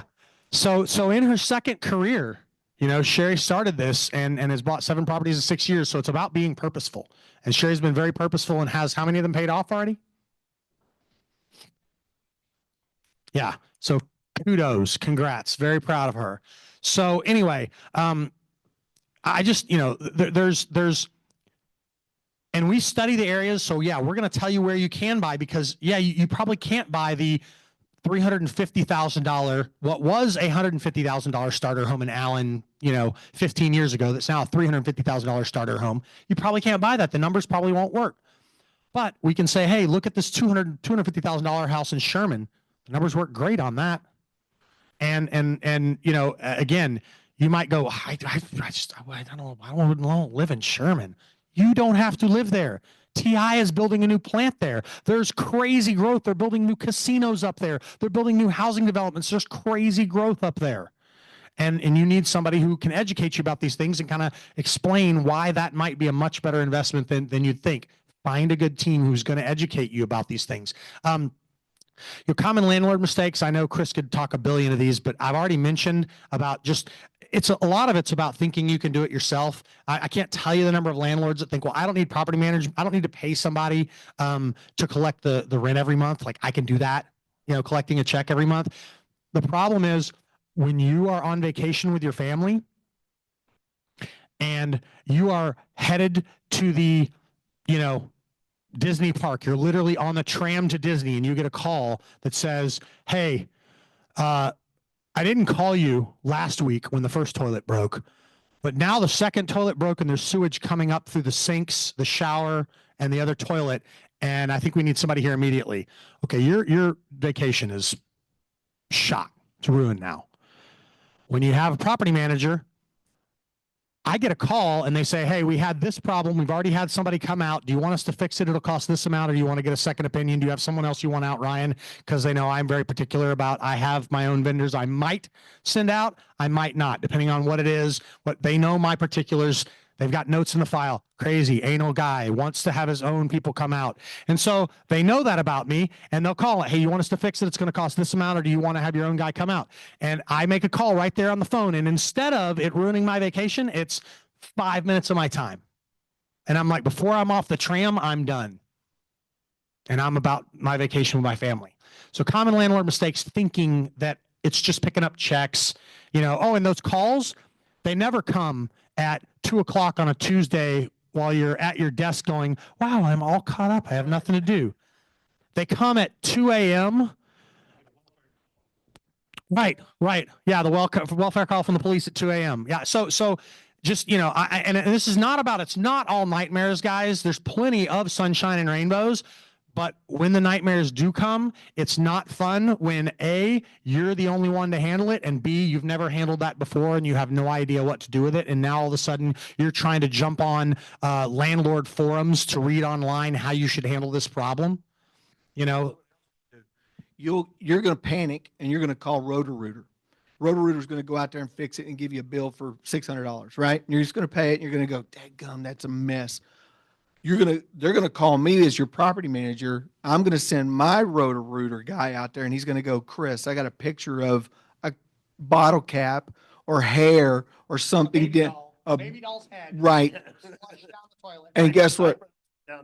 That's right. Or anything. And my guy's going to go, I got a picture of it, tenant responsibility. And then the tenant's going to go, it's not my house. It's your house. This is your problem. No. I told you at the beginning, these are the do's and don'ts. Don't put feminine products. Don't put baby wipes. Don't put toys. If it is, it's now your responsibility. Setting out a $600 bill is now the tenant's responsibility, not mine. But you would have called a Roto-Rooter guy or anybody out of the phone book, and you'd have never known it, and you'd have moved on, and you thought, this is silly. I'm not messing with that. So that's the stuff that we'll be watching for, because I'm there to enforce these the rules on these people. Yeah, that bill backs. Gosh, there's thousands. All I know is there's over 1,200 pages. I can tell you that there are I don't know the exact number, but every time I pulled it, there's always more. They never get less. So, I mean, right now there's about 300 new ones on the docket. So, and we got to learn those 300, and then they usually come out in November and go into effect January. So yeah. So again, I just think that, trying to do it all yourself, but, hiring a property manager, guys, is usually going to cost you. I usually tell people, if you estimate 10%, you can definitely get a good property manager for less than that. Probably going to cost you 8, 9, maybe 7. When you start getting down into the, 5, 6, or the guys that are like, oh, we do it for a flat fee of $79 a month, regardless of the property, you usually end up with garbage. You get what you pay for, and they are the ones that cause landlords to go, I don't need a property manager. I can collect the check, because those guys aren't doing anything but collecting the check. They're not looking out for your best interest. They're not pushing stuff back on the tenants. They're just collecting the check. If you're going to do that, don't pay $79 a month to the cheapo guys. Get a real property manager or do it yourself.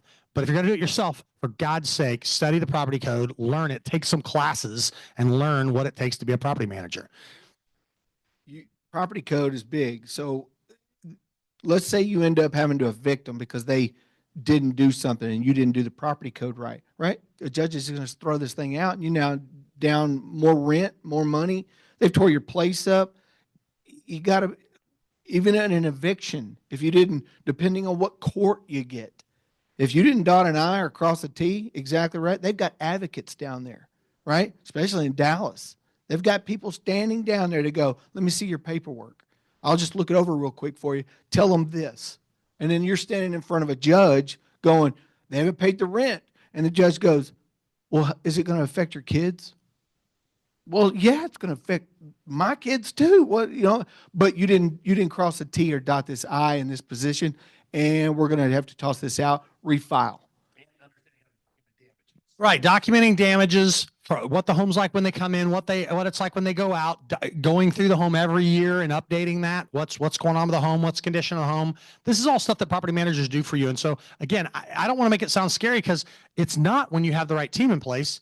All the stuff, most of the stuff I'm sharing is stuff that is bad experiences from people that thought they could do it themselves, thought they could handle it all. I want to kind of wrap up with just, as you start to talk about, okay, how do I get started with this thing? Well, the first thing you can do, you can read, like I said, anything from a basic book on money, like Rich Dad Poor Dad, to a basic book on investing, like Millionaire Real Estate Investor, to, in that same series, Millionaire Real Estate Investor has a couple of other books. One's called Flip, one's called Hold. There are a ton of books you can read on the subject. These are just examples that you can read to get started. You can start to look at areas you might like to buy. What do you want to do? Do you say, hey, I don't care what they said. I want to go do short-term rental, which again, we don't have any super, super hot short-term rental areas in Dallas. We don't have a Walt Disney World that people want to go to. There'll be some smaller, as if we get Universal Kalahari, there's some limited stuff. But the other thing is that market's become really saturated. You'll talk to a lot of guys too that tell you short-term rentals used to be like mega bank. Now it's like, I can make better money than renting, but it's a lot more saturated than it used to be. So you start to figure out, do I want to do short-term rental? Do I want to do long-term rental? By the way, there are neighborhoods where long-term rentals holds are oversaturated. You need to look at that and see, are they renting? That's what we do for people. Not only what are they renting for, but how many are for rent currently? How many have rented in the last 6 months? How long did it take them to rent? Like, we do all that for our clients to let them know what they need to be thinking about. And so to get started, you may just want to, obviously on your own, do your own research, read up, etc. But at some point, you're going to want to sit down and talk to an agent like myself. I'll put you in contact with a lender like Eric. Eric's kind of my main go-to for investing, because I have some other lenders I work with, but he is the most experienced when it comes to this. He is not only done it for a ton of clients, but like me, he owns them himself. So it's very different than somebody who's like, oh yeah, I've helped lots of investors, but they don't own any themselves. It's just a different perspective when you've owned the properties yourself. And so that's true for me, for Chris, for Eric, for anyone in our industry. It's a different perspective when you actually own them yourself. So to get started, get together. You could start by either sitting down with someone like me or calling someone like Eric. And Eric, you can say, hey, what could I qualify for? And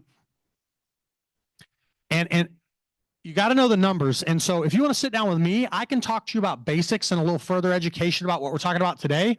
But if you haven't talked to somebody like Eric, we don't know whether we're talking about you buying a $200,000 property, a $300,000 property, a $400,000 property, putting 20% down, 30% down. We don't know any of that. So it's all theoretical. So normally it's going to start with talking to Eric about, okay, what could I borrow? And do I just go get a mortgage on this next house that I'm going to buy, which is going to be just like the mortgage on your current house, only a slightly higher interest rate. And you can't put 5% or 3.5% down like you can when you live in the home. It's going to be 20% down minimum when you go out and buy a property. So he'll help you with all the numbers and figuring out, okay, what would my payment be on a home in, now here's where he can tell you basics. You could afford a $300,000 house with 25% down, no problem. Go talk to Ryan. And when you say, well, what would my payment be? He's going to say, well, where are you buying?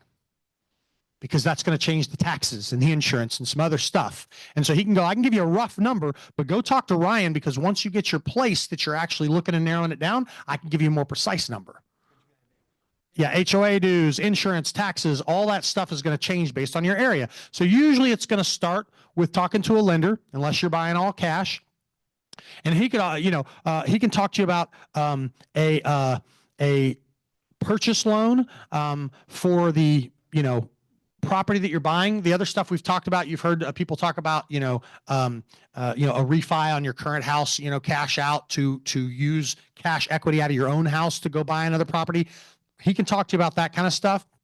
And then my team and I can sit down and talk about where you want to look, what you're looking for, because ultimately you got to decide what you need. And if it's on holds, for example, do you need to cash flow? Because if you have a rule like $300 a month, okay, well, then you may have to do a 30-year note and you may have to put 25% down. But if somebody else goes, I don't need $300 a month, I'm cool, break even. I got enough income coming in that I've got money set aside if the roof goes bad. I just want to get this thing paid off as quick as humanly possible. Then for me, I might be able to do a 15 or 20 year with 25% down or 20% down.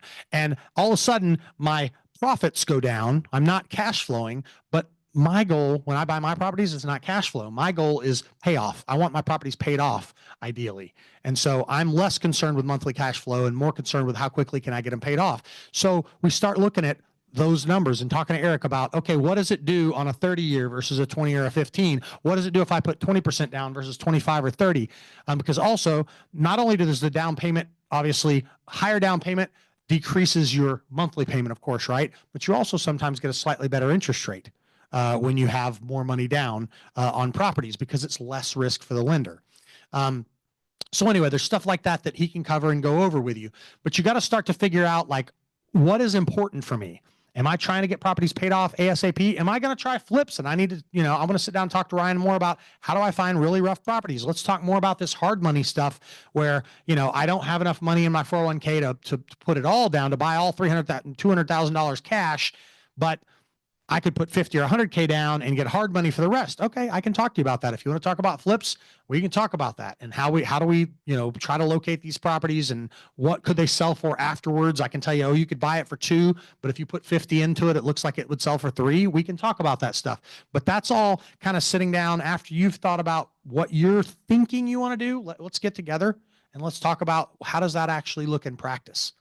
So you sit down with a team like ours, you talk to Eric about the money, you talk to me about, finding, locating the property and purchasing the property. And then you talk to Chris about ongoing, everything from, if it's going to be a rental, before it even goes on market, preparing it to go on market. I can tell you roughly what rentable shape is. These guys can tell you exactly what, hey, I wouldn't even worry about X, Y, and Z. Do A, B, and C, and it'll rent. They can tell you about the peepholes that you need and the locks, extra locks you need, and the things that you need to make sure it's up to code. And why that matters is because, to his point, if it's not up to code, you may have 50 tenants that don't care and don't notice. Those are not the ones you're worried about. It's that one tenant that knows the property code and is going to use that to their advantage to either sue you or stay in the home when they're not supposed to be in the home or whatever. We'll talk to you about stuff. I'll talk to you about stuff like, hey, how much insurance do I potentially need? Do I want to talk about putting in an LLC? What's the difference between an LLC and a series LLC? These are things that we can educate people about so that, and again, guys, this is stuff that if you went out and talked to, I'm going to venture a guess and say, if you went and talked to 25 real estate agents, probably not more than 1 or 2 that could tell you the difference between an LLC and a series LLC.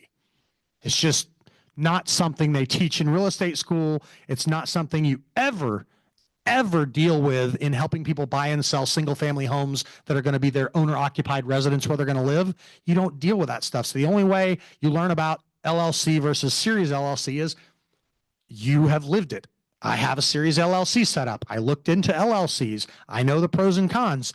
I chose series LLC, but that doesn't mean it's right for you. I'll tell you why I picked it and why you may want to go with multiple different LLCs, one for each property. I'll give you the pros and the cons, and you make the decision on what you like.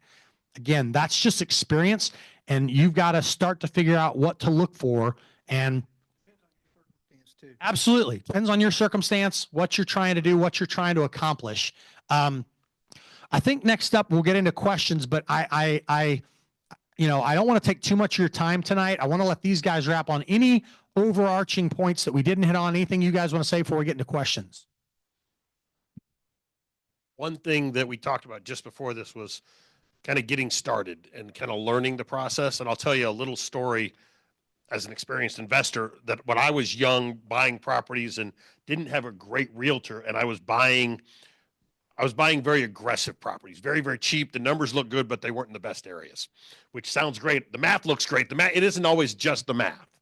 And short-term math looks great. Paper math looks great, but a business partner of mine and I, we were going at 7 in the morning and looking at a lot of properties on our way to work. And then we would buy properties. What we learned really fast was every neighborhood looks great when it's the winter and it's 7 in the morning. You learn a neighborhood at 6 o'clock on a Saturday night. And there's a couple properties that we bought because they looked great at 7 o'clock on a Wednesday morning on our way to work. Then and that became one of my first rules, was because at that time I was a young dad and I was doing some of the work, and it was became a rule. If I wouldn't take my kids to go work on the house, I wouldn't buy the house.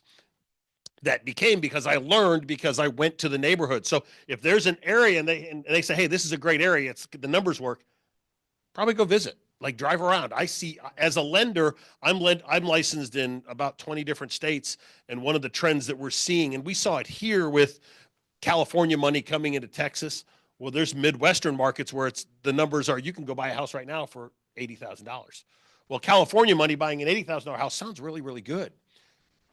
But if you've never been to the neighborhood, you never plan on going to the neighborhood, you have no idea what you're buying, right? So it's just like anything. You need to take the drive. If they say, hey, Sherman's great, go drive at Sherman in that neighborhood on a Friday night and just see what it looks like. Just so you know and have a peace of mind. Even if you have a property manager, you think you're never going to be there, you're still owning that asset. And it's one of the things that I learned early on. It became one of my in stone rules that if I wasn't comfortable with my kids in the back seat, I wasn't going to buy the house. And that became one of those things. And what happened is my price point went up a little bit because I traded a little bit of cash flow for safety and security and long-term asset. Tell you, right. Hey, I have a few houses in this neighborhood. You want to stay away? Or, hey, looks great. Go for it. We get with him.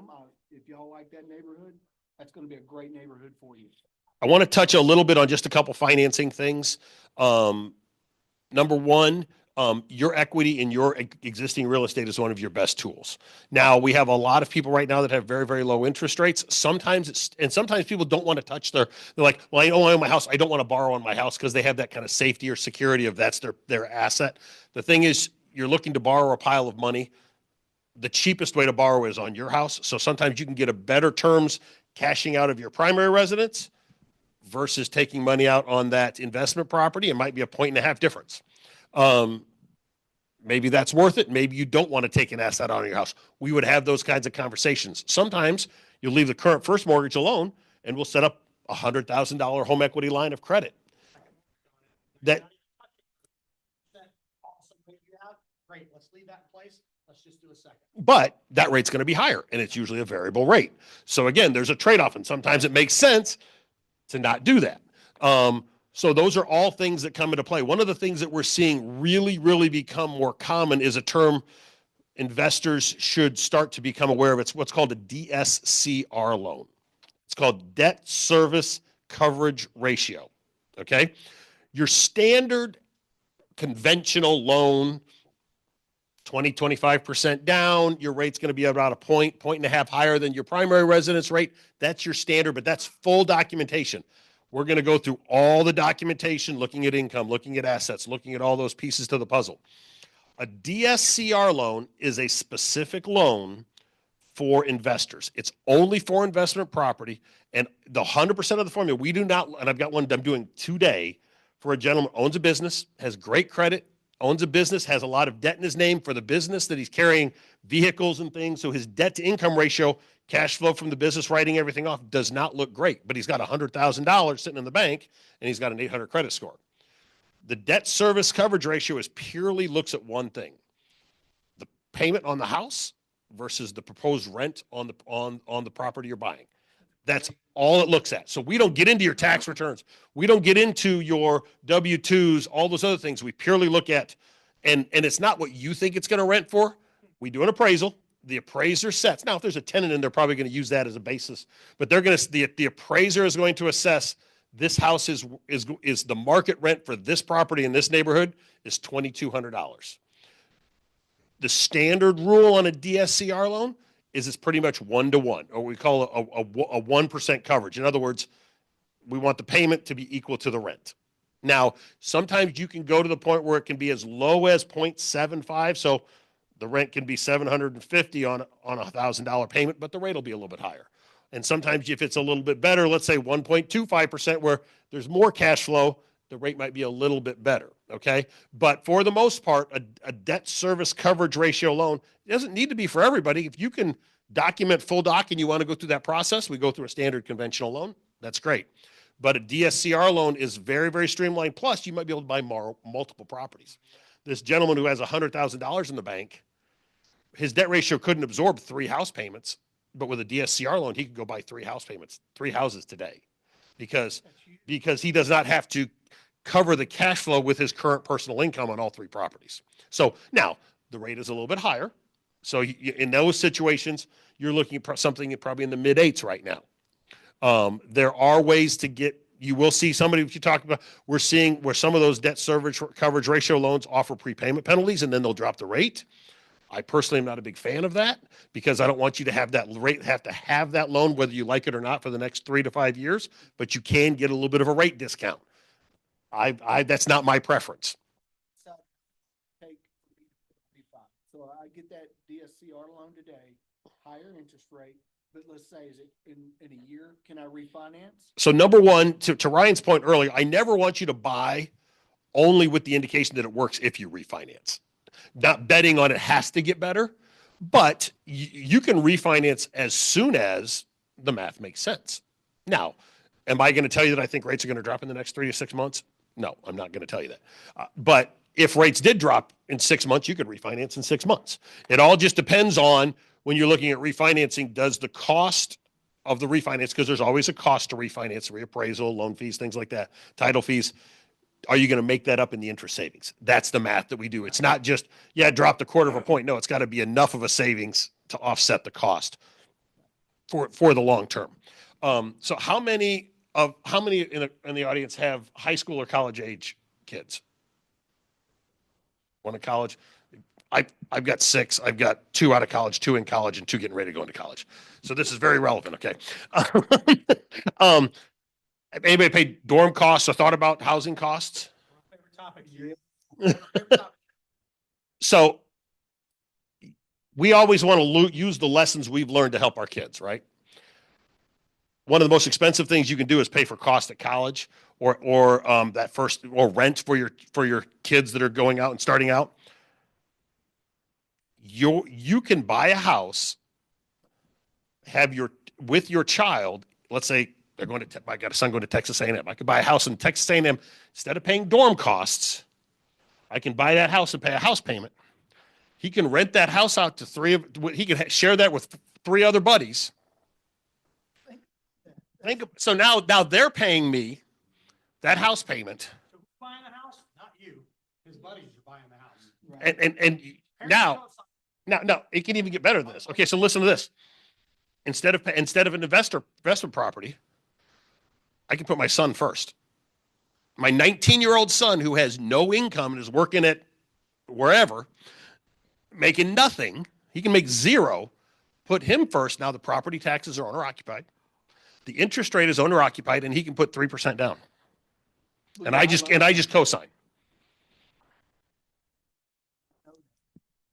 And my favorite ad on this, guys, if you're not already going, oh, that's pretty cool, is instead of giving your kid, it has to be a reasonable amount of money, but let's say $250 a month that you were going to give them for just beer and McDonald's, whatever. You don't give them $250 a month anymore for beer and McDonald's. You give them $250 a month, potentially as your on-site property manager. That's tax deductible. You can write that off now. And guess what? Every time they come home with a load of laundry in the back for mom to do, that's not them coming home. That's your property manager coming to give a report to you. So that's potentially deductible. Every time you go to visit them, you're not going to visit them. You're going to visit your property. That's a site visit. That's tax deductible. The fact that you go to a football game with them while you're there, that's happenstance. You're going to visit your property. Now, I'm not a CPA. So nothing I say should be considered tax advice. You should talk to your CPA about it. But I know people that have done this, and all of a sudden, at the end of 4 or 5 years, you have an asset that if it went up 4% per year has gone up 16 to 20%. Now remember, you only put 25% down. Had his friends paying, their parents were, we don't call them co-signers on a lease. It's called a guarantor. So they were guarantors on the lease so that if the kids don't make payments, you can go to their parents and say, hey, you said he was going to make a payment on this. Higher premium rent than college rent. Right, exactly. And so the kids are like, hey, I don't want to live in a dorm, Dad. That sucks. I want to live, I want to live with my buddy, and so the parents will give in and say, yeah, we'll help you a little bit. We'll make this better. So you get to stay in a house and have a better college experience. And they're paying for this house. So again, you're getting to, the tax advantages you're getting. Again, if you only put 25% down at the end of 4 years, if it's gone up 20%, remember, it didn't just go up 20% because you only put 25% down, you get to sell the whole asset. So it's 4 times that if you got it on the whole thing. You might not get the whole, but you got, even if it's just 4% on your money, it's going to be more than 4% because it's going to, the value of the property is going to have gone up. So it's not going to be the full 4 times because you're not going to have all 100% you're not going to own. But instead of 20%, it might look like 25, 30% if that money went up. So there's all kinds of advantages there. Too much to talk about just tonight, but that's one of my favorite topics is college housing like that for kids. Is just can be a fantastic way to and start to teach them real responsibility. I'm not saying call them a property manager and have them do nothing. Tell them you want reports, and if they want their beer money, salary, they need to do X, Y, or Z. They need to tell you about the problems with the house. They need to tell you if somebody's torn something up, if something's broken. If you come down there for a football game, site visit, and you realize that something's broken and wasn't reported to you, they don't get that next month's money or whatever. There's all kinds of stuff that, ways that you can work this. Good times. That's a fun one. A lot of times we see young people trying to buy their first house, and I have a lot of people coming to me, they want to get in. How do I get into investment? I don't know how I want to get into investment in real estate. With an FHA loan, you can buy not only just a single family home, you can buy a 2, 3, or 4 unit property. Duplex, triplex, fourplex. 3.5% down. There is no requirement on how long you have to stay there. You have to buy it to be owner occupied. But if a year later you then want to keep that duplex and now buy your single family home, you now have a 2-unit rental property that you didn't have to have, that you did not have to have 25% to put down to get into that property. But you do have mortgage insurance. Oh, you're going to have mortgage insurance, yes, but you didn't have to have all those funds available. And in the state of Texas, even if it's a 2-unit, you can even qualify for state of Texas down payment assistance. What's critical, guys, and what I want you to hear about this is not only something that, by the way, you could go in with your kids on to help them buy their first house and say, hey, I'll go in with you because it's going to be an investment property. We'll put your name first so you get the homestead full exemption on it and everything, and put me in second place. Work all that out. But you could teach your kids to do that on their own. I just spoke to some young adults at the University of Texas at Dallas. I'm an alum there, and spoke to my fraternity there, and I was teaching these young guys, while you're not married, go do this and go buy another one in 2 years if you can. Go buy another one in 2 years if you can. Because by the time you get married and have kids, you're probably going to have someone in your life who goes, I'm not moving into a new house every 2 years. You're crazy. So while you can, for 6 years, 8 years, whatever, buy 2, 3, 4 properties. Teach your kids this method that they can become property investors, and they don't need 20 or 25 or 30% down. They need 3.5% down just to get started. And then when that property is going, and by the way, if they get some roommates and start reporting some income from that, that'll even help them qualify for their next one that they may be able to go buy and show that, hey, I had that rented out to roommates and I'm going to keep them there. They're going to keep renting while I move on to the next one and buy the next one. There's all kinds of cool stuff you can do with like this that you can be involved in as a parent, but you also could teach them to do without you. Because you're interested in investing in real estate. The problem is you've got that fear of stepping into that unknown and just doing it.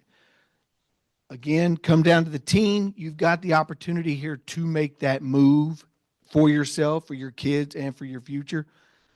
Don't be afraid of it. Even if, like take Sherry, she would call me every day. Hey, what about this? Hey, what about that? I'm looking at this. I'm looking at that. Absolutely. We're going to answer that question. We're going to make that I want you to be comfortable in your move here. This is big boy moves. We want you happy and satisfied. I don't want buyer's remorse. I don't want problems. We don't want issues that you don't know about. We'll put it out there up front.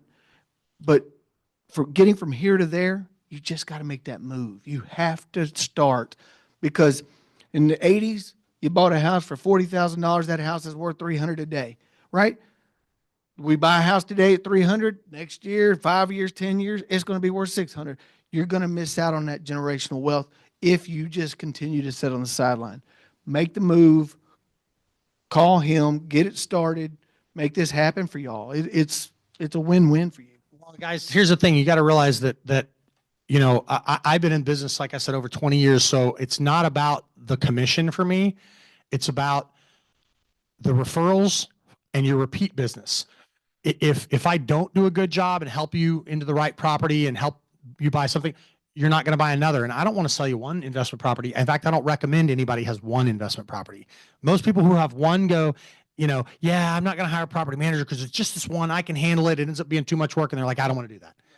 But the people that have 2, 4, 6 properties are like, oh my God, when they see the wealth that's growing, the money that's getting paid down, the equity that's building, the appreciation of the property, they're like, this is like my 401k never did this. Like, this is so cool. So anyway, yeah. If your math is mine's $300 a month, right? But I'm 52, I'm fixed to be 52. So I'm at a different stage in my life now. So I start thinking, if all my houses are paid off by the time I'm 62, then all of a sudden it's like, okay, I just need $1,000 a month. So how many do I need for just me? Right. So I go, okay, let's do the math. I need 10. That could be 10 grand a month as just passive income. Well, let's make it even better. I need 10 for my wife. Can I do that realistically? Or does that realistically meet what you're thinking, right? You may not need $20,000 a month when you decide to retire. 10 may be all you need. 10 houses is what your goal should be. Started out with that math going, I need $300 a month, or I need X amount a month. Or like he does, I just need them paid off by the time he decides to retire. I don't need cash flow. This is what I need.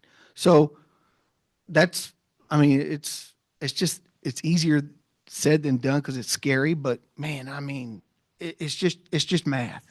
There's a reason why we're up here all passionate about it, is because it's an amazing opportunity for people. Guys, before it gets too late, questions that you have that we haven't covered, let us know. We'll try to get you out of here, but I want to make sure that if there was something you were burning to hear tonight that we didn't cover, that we do. And as I said, we'll have this recorded if you want to share it with anybody else.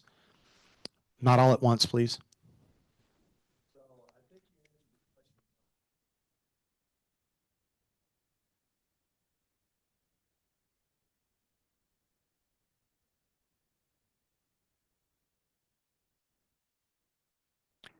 No, that is a pros cons, love it or hate it game. So there are people that swear by it, and I'll let Chris talk to it because he manages a lot of properties. I don't know if you have any Section 8 you deal with. So there, yeah. So the I'll give you my short version, and you guys add anything you want. Short version of Section 8 is the love it is there's never a shortage of tenants. Tons of people always looking for Section 8. There's never enough Section 8. So you'll be mobbed with opportunity for people to rent it. And the money is coming from the government, and it's just guaranteed regular check money. Yes, there is. That's the pro for the most part. The con is the people that you're renting to are people who don't have money, have never owned anything of any value, and don't know how to take care of anything of value usually. Right. It's not their money. And so it's like, the difference between when even as somebody you love and respect, like your kids, right? Let's take somebody we love and respect, our kids. If you give them something and just say, go wild, versus you make them earn some money to help pay for that. Let's say it's a bike or an Xbox. It doesn't matter what it is, but they just treat it different, right? When they've earned the money for part of it, all of a sudden, you give them an Xbox and their friends are throwing controllers at the TV screen and they're like, yeah, that game sucks. But when they contributed some of the money, their friend throws a controller and they're like, out, get out. You're not playing my Xbox anymore. You're going to break my stuff. I paid for that, right? They just treat it differently. And it's the exact same issue that we run into, I think. Section 8 is going to work if you have a low income area, right? It's going to, that's exactly what that is perfect for, because I can't get a decent renter down there, but housing will pay a little bit more. So I'm going to have to use Section 8 on that particular property, because the house that I bought wasn't what I thought I was getting into. So Section 8 is what it needs until I can unload it or the area turns around. It's, some people swear by it, but man, I've been doing this a long time. In Section 8, in 20 years, I've had probably 4 people that did Section 8 like it was supposed to be done. That's low, man. I mean, and then what'll happen is Section 8 will do an annual inspection on you. And then they'll go, your tenant tore the hole in the wall. You've got to replace that. Well, wait a minute. They ain't got no money. They don't care. Matter of fact, since you're not replacing it, I'm going to hold next month's money. And then now it's just a vicious cycle. Like, all right, they're tearing it up every month. Yeah, so you go replace it, repair it, and you get paid a couple months, and then all of a sudden, next inspection, there's another problem. You got to do it again. So there are people that swear by it, but it's a small, like you said, a small percentage that do it right, and it just works for them, and it's good for them. The majority of people that I hear talk about Section 8 don't love it and just don't end up having great experiences and end up just saying, yeah, I was just spending too much money fixing stuff. I have to know how to play the game. When the period of time I owned a lot of single family homes in a different market, and we had 2 different markets side by side, and they had different Section 8 administrators because each city has its own, and we had great relationships and we had very good flexibility with the one market's Section 8 inspectors. And then the other one, because they ran it differently and it was just a different environment, it was constant problems, and there were always little things that they were finding, and we were always having to come in and fix things that tenants damaged, but it didn't meet the inspection. And then you're dealing with issues on getting your security deposits and all those different types of things. So it's just like anything else. Yes, there is a higher premium, but there's a higher cost, and you just have to know the rules of the game to make it work. I appreciate you. Any other questions, guys?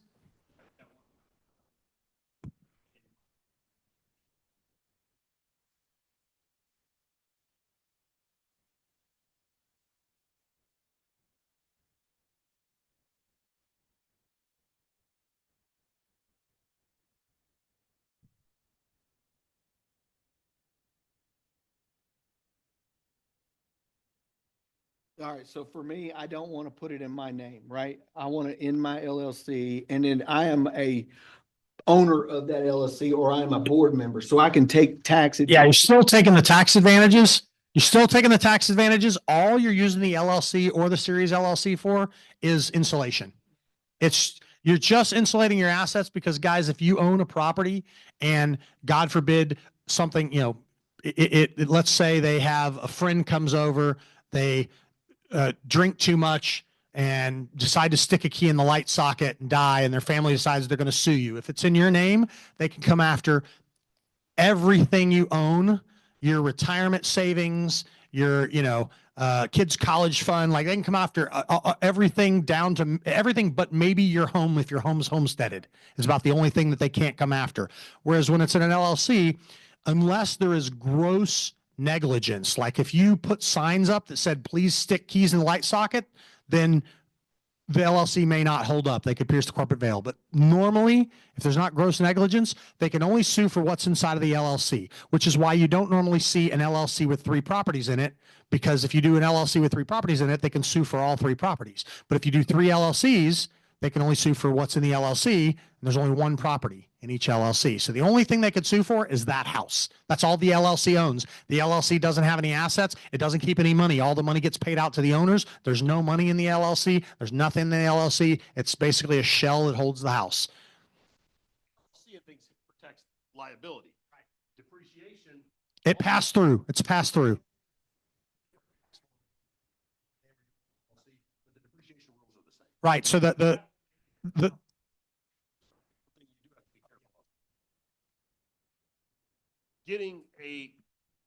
Owning a property in an LLC, protecting the assets in the LLC is one thing. Buying it in the name of the LLC is very, very difficult from a financing perspective. Your standard conventional loans, your DSCR loans, you're getting the loan in your name and then move it to the LLC later. Because you can't give a loan to giving a loan to an LLC instead of to an individual. Totally different types of loan programs, different rules. So it's easier to, I just deal with a client today. They bought it they did a standard loan and then they're moving it to the LLC later. Sometimes these LLC, you gotta know what bank you're dealing with, because some go, you gotta hold it for 2 years or something like that before you can move it over. But make your LLC, every one of mine are in different LLCs. And the address is the LLC. So 123 Main Street, LLC. So when that tax time comes up, I go, I know what property I'm dealing with. So it makes it simple. Now it costs a lot, but just again, you write the LLC off and do all that, but it'll make your life less complicated. Yeah, that's so you get all the tax benefits plus the insulation, and so that's really all LLCs are for, is the insulation is the main advantage. You can still claim depreciation. You can still do what's the cost segregation is another thing that you can talk to somebody about. Is a different kind of depreciation where you can claim assets in the house separately if you need to. There's all kinds of cool stuff you can do with taxes that you can still do all that. Yeah, talk to your CPA. You can still do all that. It's the LLC. And the difference is the quick and dirty difference between an LLC and a series LLC is the LLCs, you have to file a tax return for every LLC, which gets expensive, and you have to pay for every LLC to form, which gets more expensive. But technically it is more robust than the series LLC. Not more robust, it's more battle tested. How's that? They've been in more lawsuits, whereas the series LLC is newer, less lawsuits. So they can't say with 100% certainty it's going to hold up as well because it hasn't been around as long, although it's getting older now. And you don't have to file a tax return for every series. You only have to file a tax return for the series LLC. So I can have, instead of, he has 123 Main Street LLC, and then he has 567 Elm Street LLC. I have one, ABC LLC, and inside of it, I've got 123 Main Street series, and I've got 345 Elm Street series. And it costs less to set up each series, and I only have to have one tax return for the whole thing. You have to keep books for each one, but you would do that anyway, right? You want to know that each property's cash flowing anyway, but you only have to file one tax return. So there's pros and cons. Technically, the separate LLCs are a little more battle tested, been around longer. That's how people did it forever.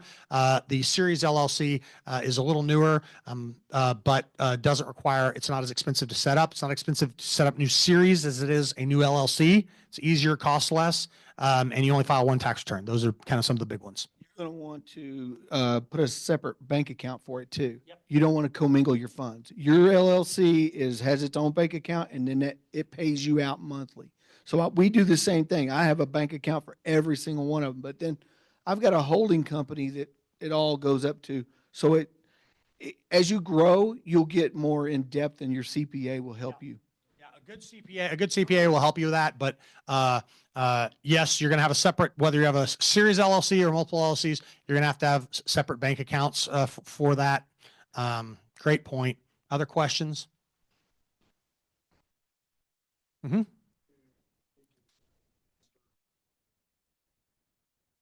No. You can buy in your own name. In fact, I bought all my properties initially in my own name, and I just got an umbrella liability policy. So in addition to, my regular homeowner's insurance had whatever it was, $250,000 worth of liability, right? So if somebody sued me, the insurance would step in for up to $250,000. But if they sued for $1 million, I'm on the hook for the other $750,000. So I got $1 million umbrella policy. And it was pretty inexpensive at the time. Like when I had 5 properties, I think it was like $300, $400 a year. And it wasn't $1 million each, but it was $1 million total. Well, chances of getting sued on more than one property at once, pretty slim. Right? Unless you're again, exactly. That's my point. Unless you're gross negligence, it's probably pretty slim. So I got $1 million umbrella, which cost me another $400 a year, let's say. But now if somebody sues me, I've got $1 million. I've got 1.25. I've got my initial 250 with my homeowners, another $1 million liability on top of it that somebody's got to sue through. And I did that for my first, I don't know, 5 or 10 properties until eventually I said, all right, I'm moving these over to the Series LLC. I moved all my properties over to the Series LLC, which, you'll read about stuff about the reason, as Chris said, some banks want you to hold them for 2 years. The bottom line is technically when you get a loan in your name, it says, hey, if you sell this or transfer it to anyone else, we can call the note due and you owe us the whole thing. But the banks don't care as long as they keep getting their payment. If it's not a actual sale, if they don't see an actual sale to a different person, if they just see it went from Ryan Cave to an LLC and it's not even a full-blown deed transfer, like you see, they know the difference. The bank knows the difference because they're like, oh, when it goes to a title company, they do this type of deed. But when it was just transferred to an LLC, they did this quick claim, easy, super minimal deed. They still have a lien on the property. They know I'm still the one that owns it. And so again, I transferred 15 properties initially. I've got 14 currently that are all in the Series LLC, and none of them were called due. Like, even though they were with different banks, none of them were called due. So I was just talking to Sherry about this the other day because she was asking me, saying, hey, I'm nervous about getting rid of these moving them into an LLC. And I said, Sherry, I've never, and when you go out and look at investors, it just doesn't happen very often that they get called due. So to answer your question, I started without any entity, without, a separate bank account, with nothing. It was just like me and my wife buying and doing it in our own bank account, our own names and stuff. And that's kind of the amateur way that a lot of people start, but you're right. But as you start to grow, you'll decide, hey, I want to have it separate because I want to make it super easy for tax purposes to show all the money and expenses I pay out of this account. So I don't have to go pull receipts out, of the expenses that were for properties. Everything. I literally have an LLC debit card that anytime I have an expense, it's paid on that card. If I have to send a handyman out, it's paid on that card. So that at the end of the year, those are my expenses. They're already all in one place. Cool.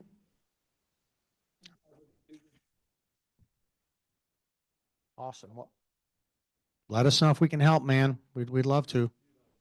Yep. Well, I appreciate you guys coming out. Those that had to go, I appreciate everybody making out tonight. I hope that it was educational, informational, and y'all are, feeling better about this. Because to Chris's point, man, the hardest thing is to see people, that are, 3, 4, 5 years later telling me, yeah, I still think about investing. And I'm like, have you seen what properties have done over the last 5 years? Like I said, you could have bought a property that was a bad deal and you'd have a bunch of equity in it right now. Not encouraging that, but you could have, and so that's why, to Chris's point, just don't go foolishly into it. Don't go blindly into it, but make it happen, because it's an incredible way to build wealth. There's even stuff I don't have time to cover it all, but there's so much stuff you can do. There are people that when they liquidate their portfolios, instead of selling it all, they'll 1031 it into, there's a thing called a DST, a Delaware Statutory Trust. It's kind of like a REIT. Y'all know what REITs are, right? A REIT is like a mutual fund made up of real estate. So you can buy shares in a REIT and they go buy real estate and it pays returns and it goes up in value. The problem is if you 1031 into a REIT, you don't have any taxable implication. You sell all your properties, go into a REIT, but you can never get out of the REIT without paying taxes. A DST, a Delaware Statutory Trust, is very similar to a REIT. They go out and buy properties or loan money. They'll tell Amazon, a DST will say, yeah, Amazon will loan you $40 million to build your new data center and give you a slightly better rate than the bank would. So Amazon's like, sweet, all over it.